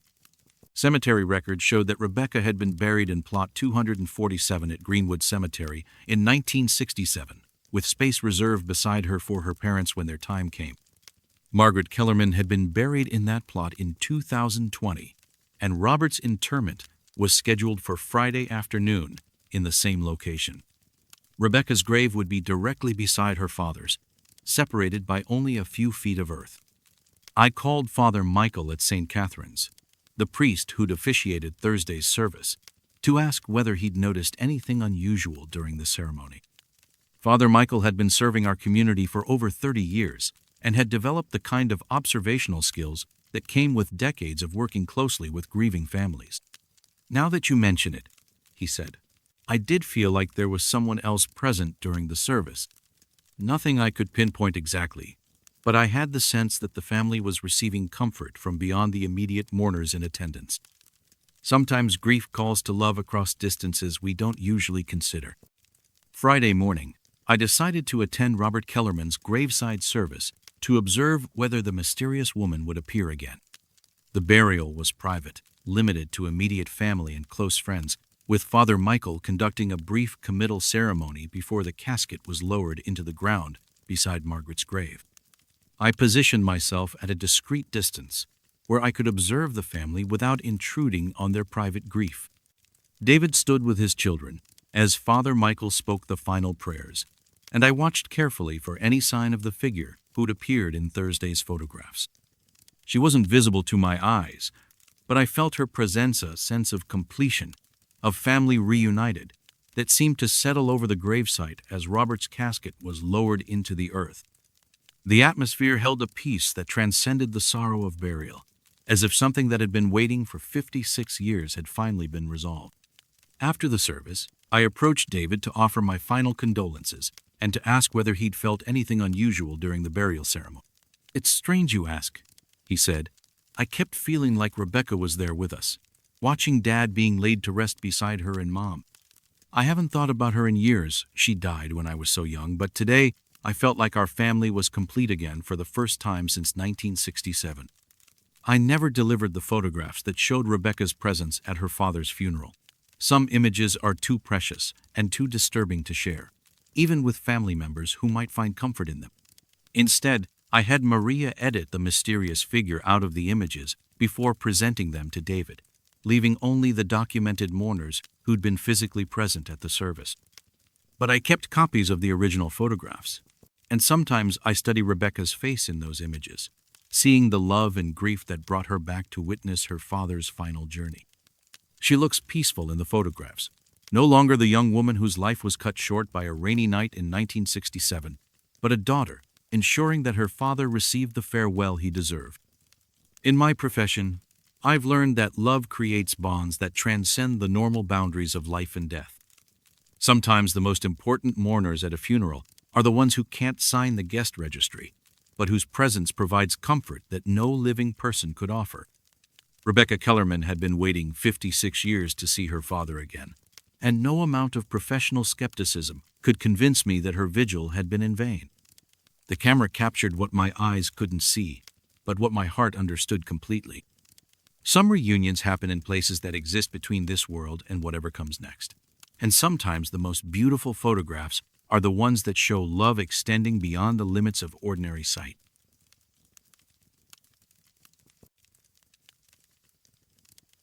The dead aren't supposed to have conversations, but no one ever told them that. My name is Dwight Marshall, and I've been working overnight shifts at Coleman Mortuary for 8 years. The job involves maintaining the facility during off hours, monitoring temperature controls, handling any emergency calls from hospitals or coroners, and ensuring that everything remains secure and properly preserved until morning staff arrives. It's solitary work that suits my temperament, quiet, predictable, and removed from the emotional intensity that surrounds death during daylight hours. Coleman Mortuary operates from a converted mansion on Highland Avenue that's been serving families since 1938. The building maintains its residential character despite the clinical requirements of modern mortuary science. The main floor houses administrative offices and viewing rooms, while the basement contains preparation areas, storage, and the holding rooms where bodies await services or transport. My overnight station is a small office on the main floor, equipped with monitors for the building's security and climate control systems. The facility typically holds between 4 and 8 bodies at any given time, depending on the scheduling of services and the coordination with local hospitals.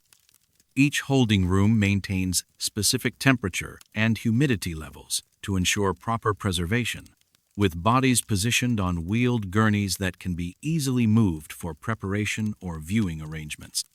The rooms are designated by letter A through with room C being the largest space, capable of accommodating up to 4 gurneys when necessary.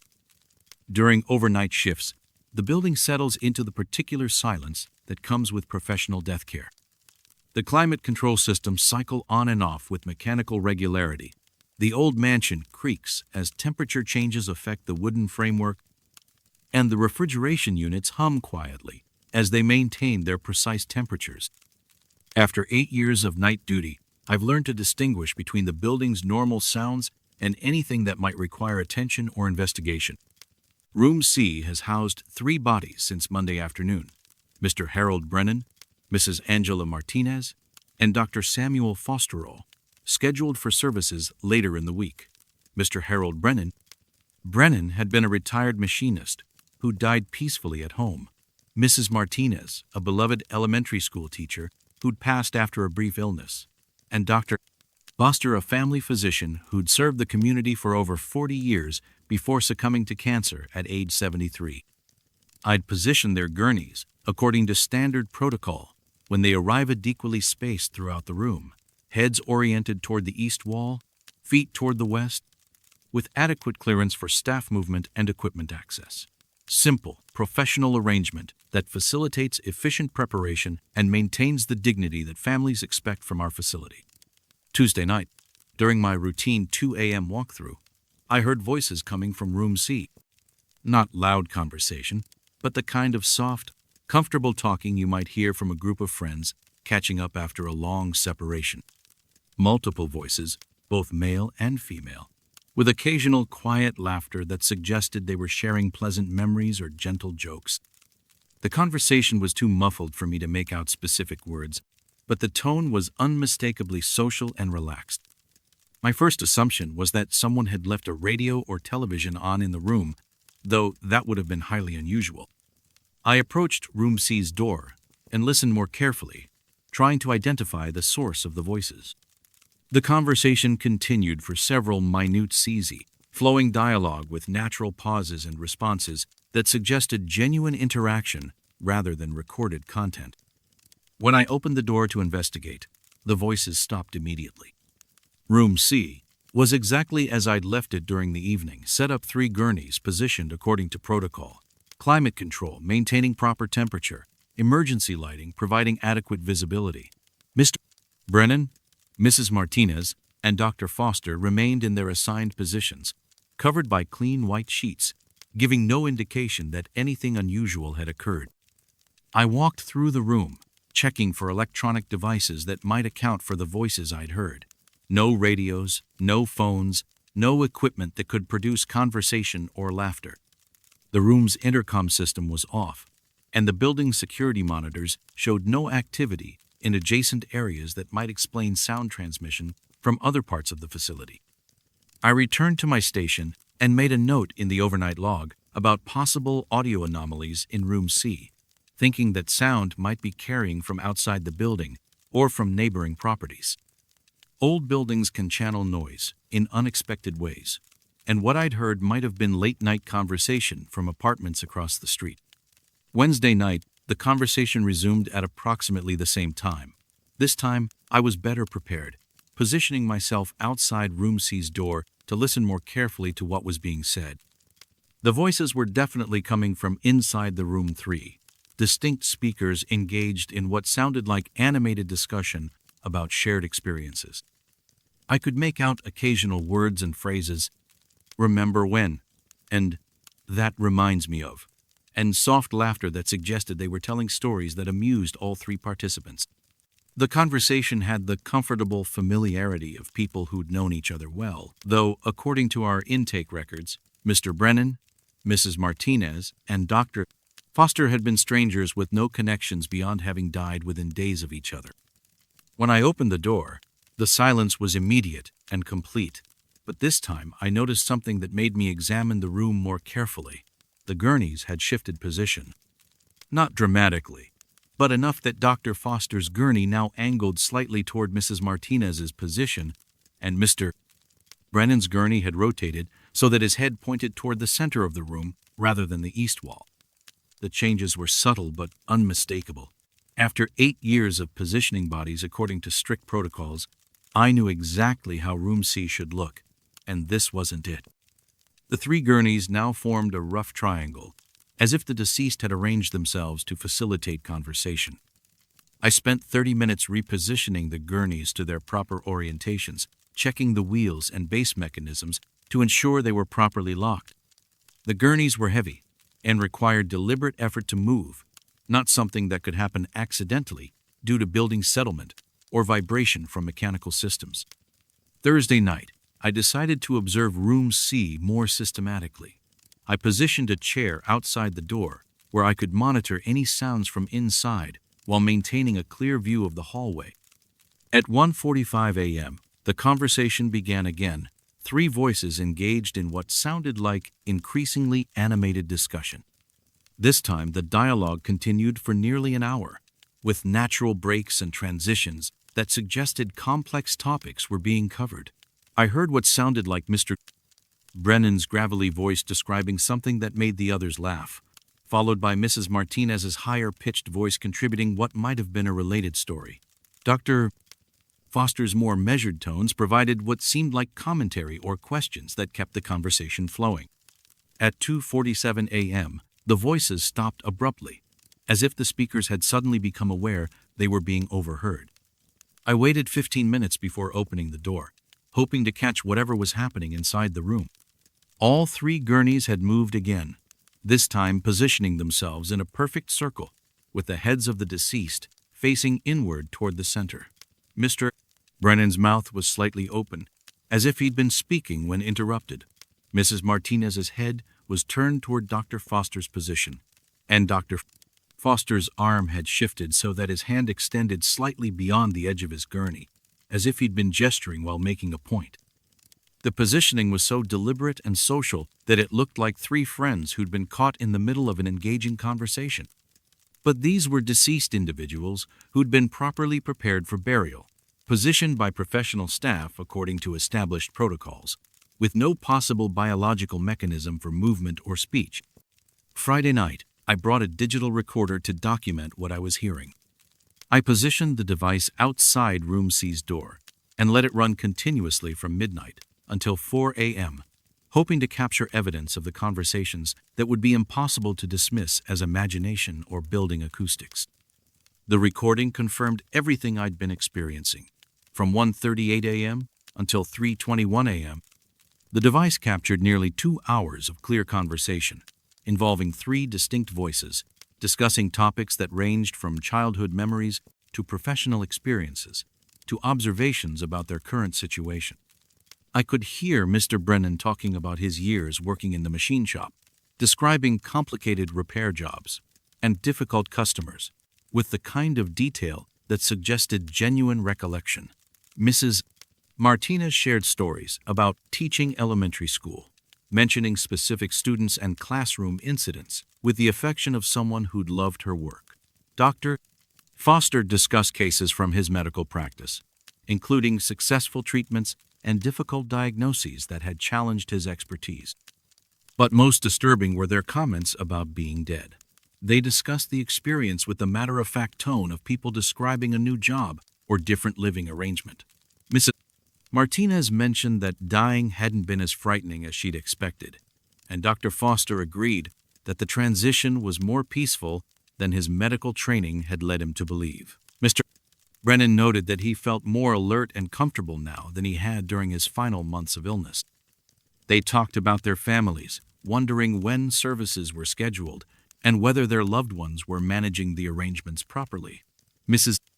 Martinez expressed concern about her husband's tendency to forget meals when he was upset, and Dr. Foster worried that his patients would have difficulty adjusting to a new physician. Mr. Brennan seemed most interested in whether his workshop tools would be properly maintained by whoever inherited them. The conversation continued until 3:21 a.m., when Dr. Foster's voice said clearly, "Someone's listening to us. We should probably stop for tonight." The recording captured several minutes of silence after that, followed by what sounded like the movement of heavy objects across the floor. When I entered Room C at 4 a.m., all 3 gurneys had returned to their original positions, properly oriented and spaced according to protocol. I never reported the recordings or the gurney movements to my supervisor. How could I explain that 3 deceased individuals were conducting nightly social gatherings while awaiting their funeral services? Who would believe that the dead were discussing their lives, deaths, and concerns about their families with the casual familiarity of coffee shop regulars? Instead, I started leaving Room C's door slightly ajar during overnight shifts, allowing the conversations to continue without my direct observation. The voices became a comfort during long, quiet nights, proof that consciousness doesn't necessarily end with biological function, and that human connection might persist in forms we don't usually recognize. Mr. Brennan's service was held Saturday morning, followed by Mrs. Martinez on Sunday and Dr. Foster on Monday. After each funeral, the conversations in Room C became quieter, until finally the room returned to the professional silence that death care facilities are supposed to maintain. But sometimes, when we have multiple bodies awaiting services, I hear faint voices from whichever room houses them, quiet conversations between strangers who've discovered they have death in common and who've learned that the end of life might not mean the end of human connection. I no longer investigate these sounds or reposition gurneys that move during the night. Some discoveries are better left undocumented, and some conversations are too precious to interrupt. In my profession, I've learned that death is a transition rather than a conclusion, and that the human need for companionship might be stronger than the boundaries between life and whatever comes next. The dead talk to each other because they still have things to say, and sometimes the most important conversations happen when the living aren't listening.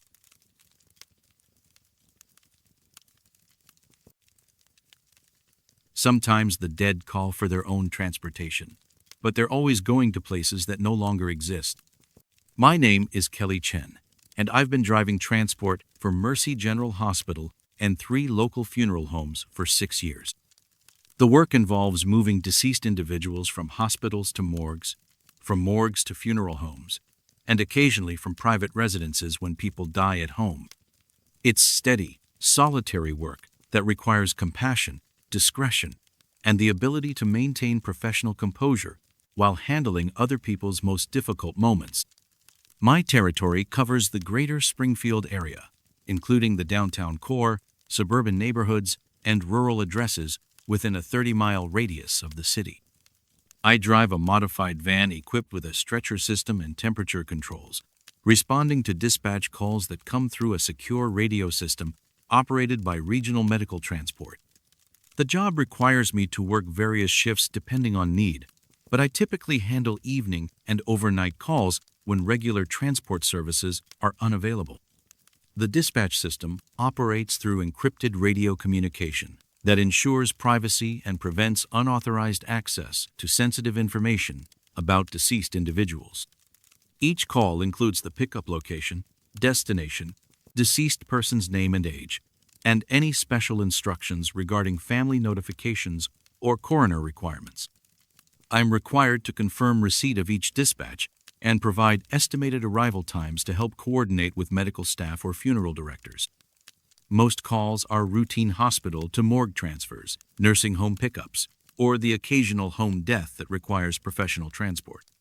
The work can be emotionally challenging, especially when families are present, but it serves an important function in helping people navigate death with dignity and proper care. After 6 years, I've developed the professional distance necessary to do the job effectively, while maintaining respect for both the deceased and their survivors. The first unusual call came on a Tuesday evening in October, during what had been an otherwise normal shift. I'd completed 2 hospital pickups and was returning to base when dispatch contacted me at 8:47 p.m. with instructions for an emergency pickup. "Kelly, we have a priority transport from apartment 7B on Elm Street," came the familiar voice of dispatch coordinator Sarah Martinez. "Deceased is Elizabeth Morrison, age 34. Natural death. Transport to Coleman Mortuary. Family requesting immediate pickup." I confirmed the call and entered the address into my GPS system, noting that Elm Street ran through one of Springfield's older residential neighborhoods. The GPS calculated a 12-minute drive from my current location, routing me through downtown and into the area near the university campus. When I arrived at the indicated address on Elm Street, I found only an empty lot overgrown with weeds and scattered debris. No apartment building, no residential structures, no signs that any buildings had stood on that site recently. I checked the address numbers on neighboring properties to confirm I was in the correct location, but the lot clearly corresponded to where apartment 7B should have been.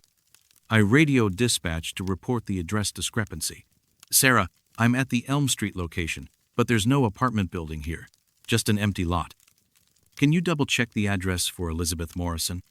The radio remained silent for several minutes before Sarah's voice returned. "Kelly, I don't show any dispatch for Elizabeth Morrison tonight. Are you sure you received that call?" I was absolutely certain about the call details, but Sarah insisted there was no record of any pickup request for Elm Street or anyone named Elizabeth Morrison. She suggested I might have misheard an address or confused the call with earlier assignments, and advised me to return to base unless I received additional legitimate dispatch instructions.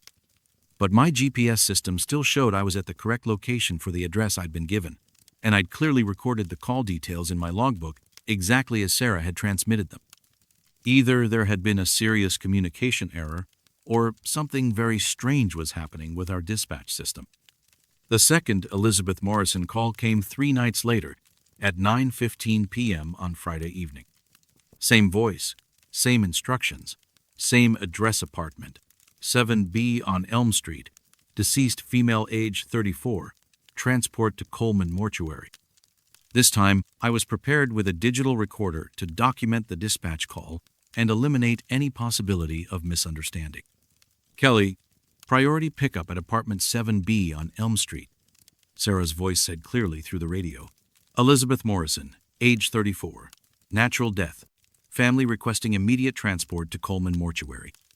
I confirmed the call while recording, and again drove to the Elm Street address. The empty lot was exactly as I'd found it Tuesday night, overgrown, abandoned, with no structures that could house apartment 7B.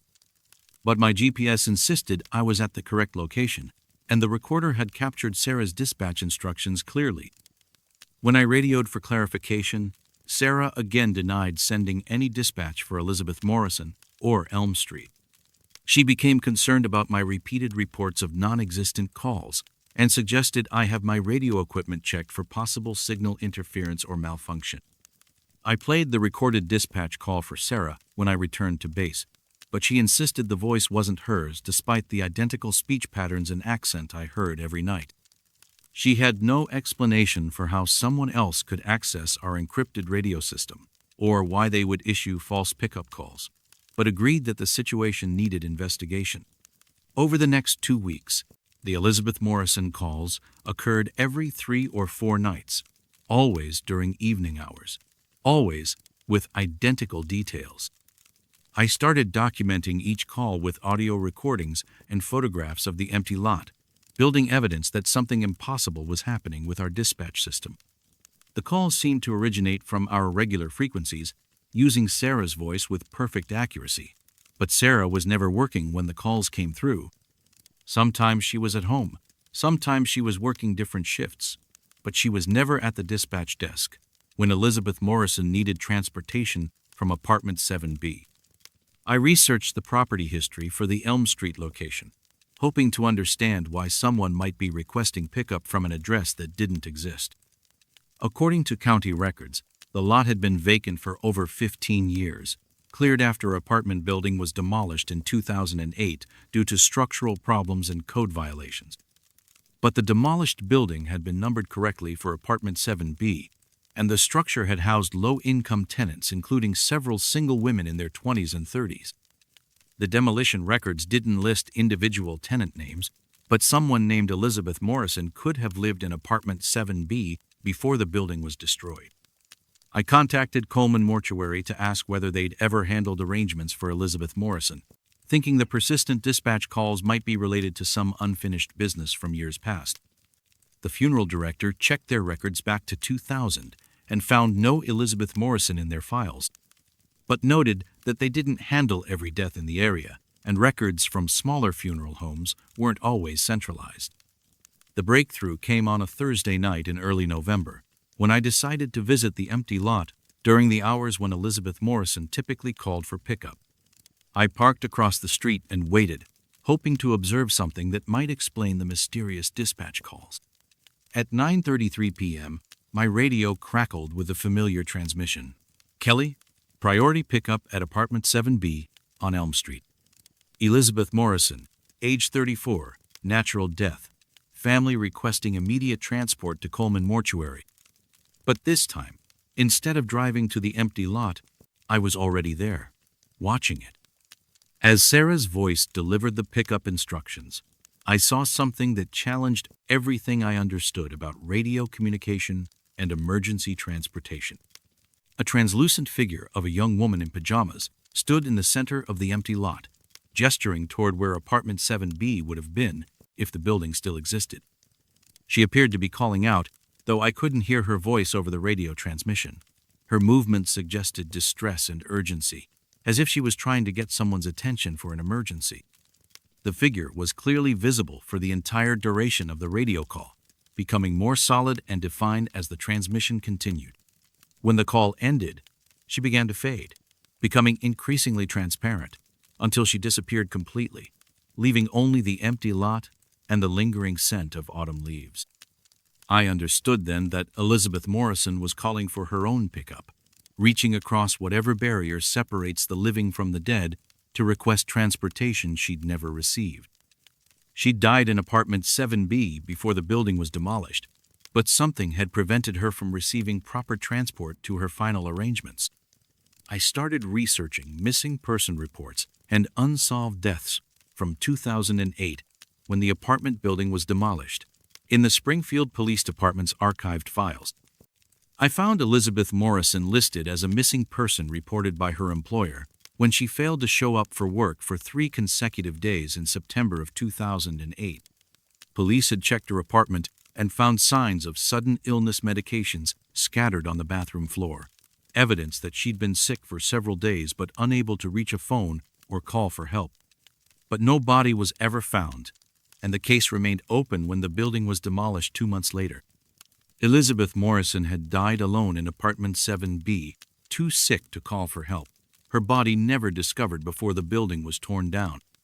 For 15 years, she'd been trying to call for the transportation that would take her to proper burial, using whatever connection existed between her need and our emergency dispatch system.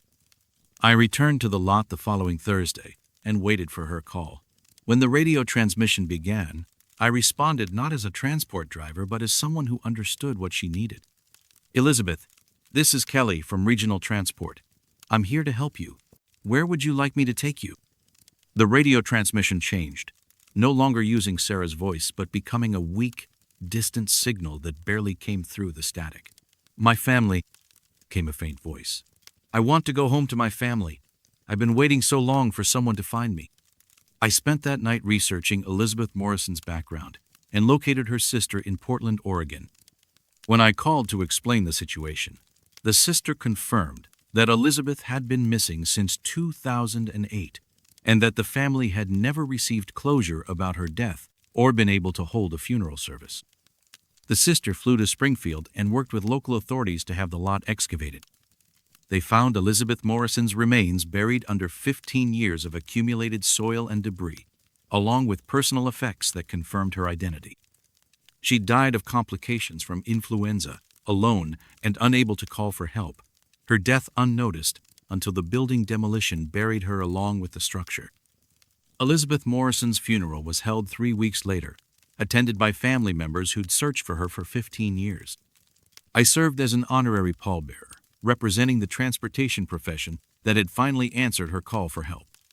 The radio calls stopped after Elizabeth was properly buried.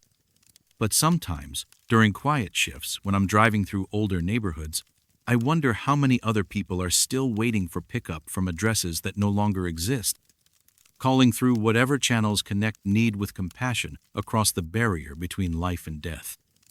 In my profession, I've learned that some calls take years to complete, and that the need for dignified transportation doesn't end just because someone's address has been erased from the map. Sometimes, the most important pickups are the ones that require us to listen for voices that reach us through impossible distances, carrying requests that can only be fulfilled by those willing to believe that death doesn't always end the call for help.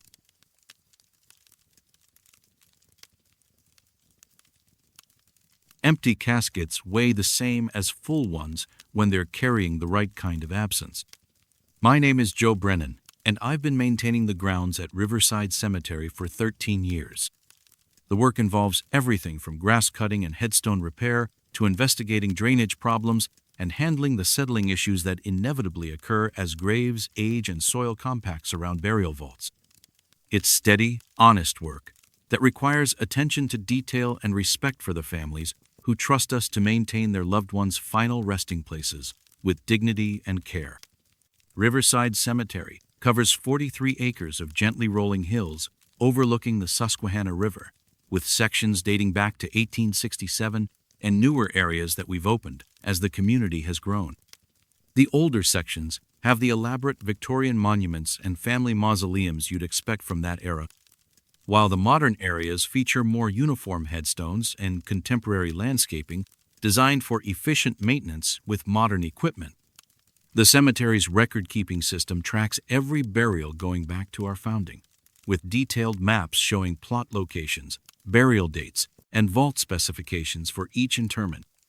We maintain both digital and paper records to ensure accuracy, and I consult these files regularly when handling maintenance issues or helping families locate specific graves.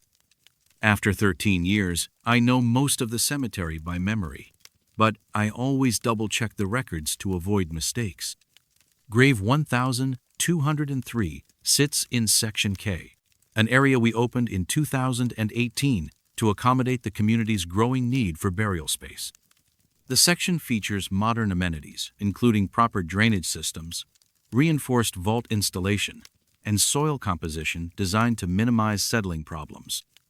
Most graves in Section K are less than 5 years old, so significant settling issues shouldn't occur for decades under normal circumstances.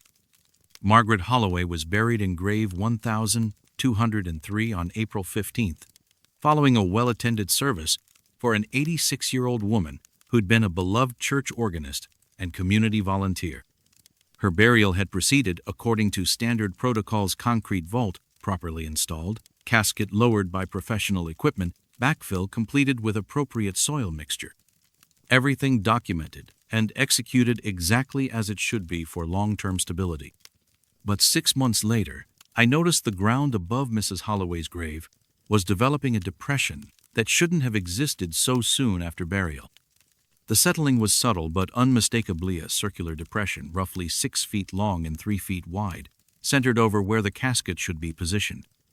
The depression was maybe 4 inches deep at its center, creating a noticeable low spot that disrupted the section's carefully maintained level appearance.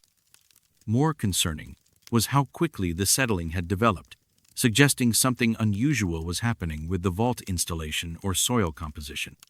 I checked our burial records to confirm the details of Mrs. Holloway's interment.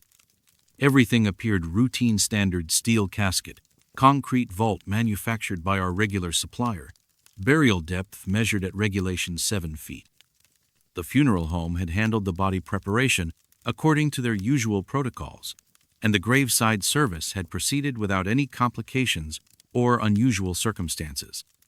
Settling problems typically develop gradually over months or years as soil compacts around burial vaults, but they usually affect older graves where the original backfill has had time to compress naturally.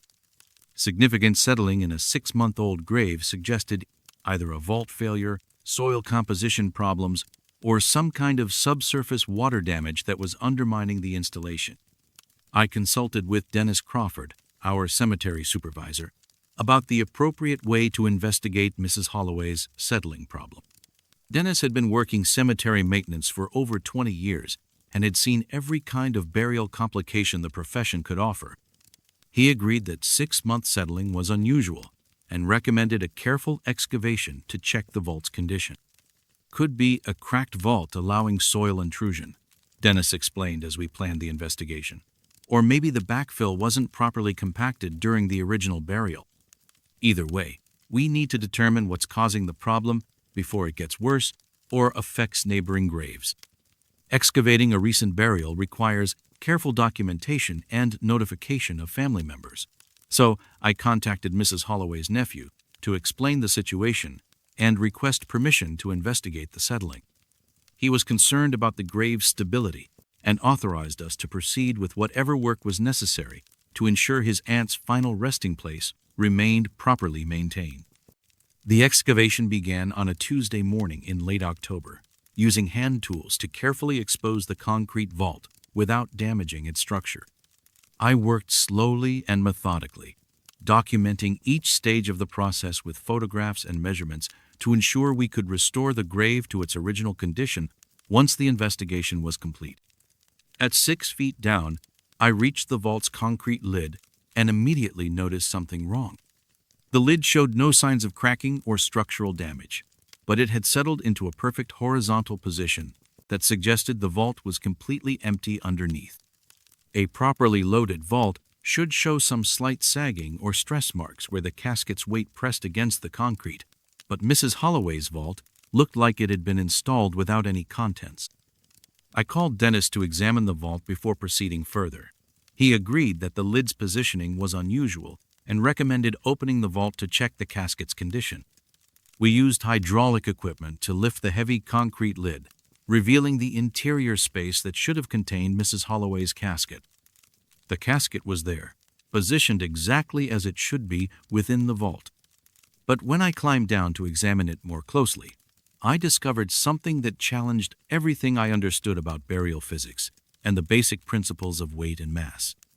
The casket was completely empty. No body, no clothing, no personal effects that families sometimes include with their loved ones. The interior fabric was pristine and undisturbed, as if the casket had been sealed without ever containing anything. But when Dennis and I tested the casket's weight using our lifting equipment, it registered exactly the same as it had during the original burial 6 months earlier.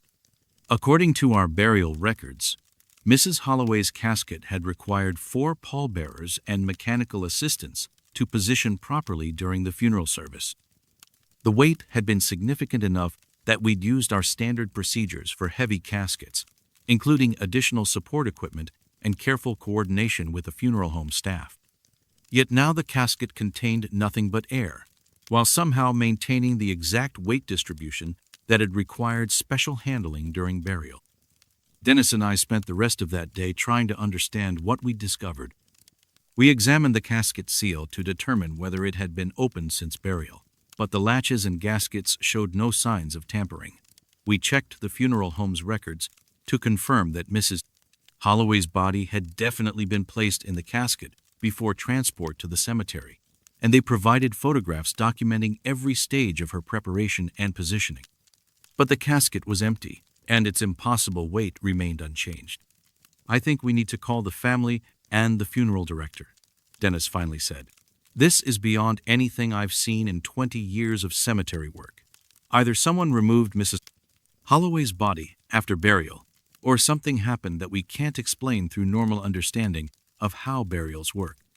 Before involving family members in what might be a deeply disturbing situation, I decided to investigate whether Mrs. Holloway's case was unique or part of a larger pattern. I began researching other recent burials in Section K, looking for signs of unusual settling or other anomalies that might suggest similar problems. Over the next week, I discovered 4 additional graves in Section K that showed premature settling, despite being less than 2 years old. All involved elderly individuals who died of natural causes. All had been buried using identical vault and casket specifications, and all had developed the same circular depression that had first attracted my attention to Mrs. Holloway's grave. With Dennis's permission, I conducted limited excavations of 2 additional sites using ground-penetrating radar to examine the vault contents without full disinterment. Both locations showed the same impossible results caskets that appeared empty on the radar imaging, but which maintained their original weight and positioning within sealed vaults. We were facing a situation that had no rational explanation. 5 separate burials, conducted by different funeral homes over a period of 18 months, all involving caskets that somehow contained nothing, while weighing exactly the same as when they'd contained human remains. The breakthrough came when I researched the backgrounds of the 5 affected individuals. Mrs. Holloway and the other 4 deceased had all been residents of Sunset Manor, a local nursing home that housed elderly patients requiring specialized care. All 5 had died within the same 6-month period. All had been under the care of the same attending physician, and all had been transported by the same funeral home for burial preparation. I contacted Dr. Sarah Kim at the County Medical Examiner's office to discuss the situation and request guidance about how to proceed. Dr. Kim had investigated unusual death cases for over 15 years and was familiar with the various complications that could affect burial procedures. "What you're describing shouldn't be possible," she said after reviewing my documentation. "Bodies don't disappear from sealed caskets, and empty caskets don't maintain the weight of full ones. But if you've documented this accurately, we need to investigate whether someone has been tampering with burials or whether there's some kind of systematic problem with how these individuals were prepared for burial." The investigation that followed involved disinterring all 5 affected graves, examining the empty caskets for evidence of tampering, and reviewing the medical records of the deceased individuals. What we discovered challenged basic assumptions about death, burial, and the physical laws that govern both processes. All 5 caskets were genuinely empty, yet all maintained impossible weight that required mechanical assistance to lift and move. The caskets showed no signs of forced entry or unauthorized opening, and the funeral home's records documented standard preparation procedures for each individual. But somehow, between burial and investigation, the human remains had vanished while leaving behind their exact physical mass. Dr. Kim's examination of the medical records revealed that all 5 individuals had been declared dead by the same physician using a new electronic monitoring system that had been installed at Sunset Manor 6 months before the first burial.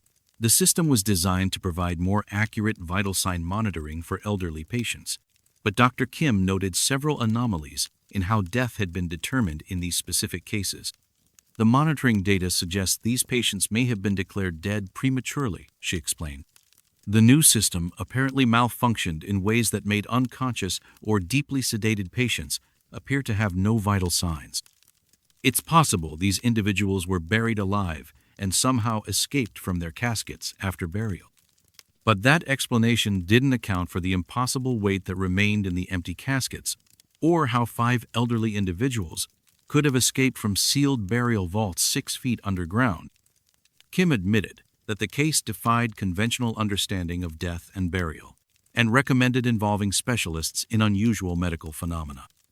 The final report classified the case as anomalous disappearance with unexplained physical properties, and recommended immediate inspection of all burials involving the malfunctioning monitoring system. Sunset Manor replaced their electronic equipment and implemented additional safeguards to prevent premature death declarations.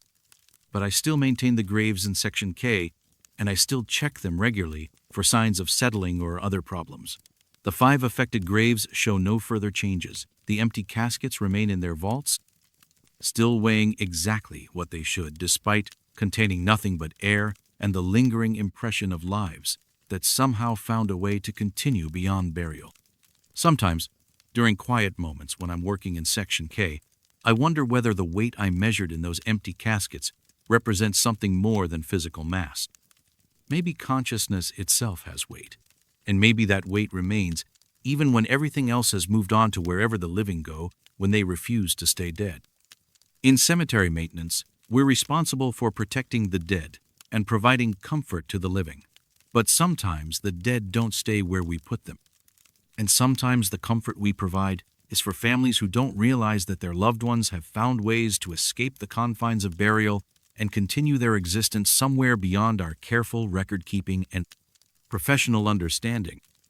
I still check every grave for settling problems, but now I also listen for sounds that might suggest the graves aren't as occupied as our records indicate. Some weight can't be measured by equipment, and some emptiness contains more presence than we're prepared to acknowledge.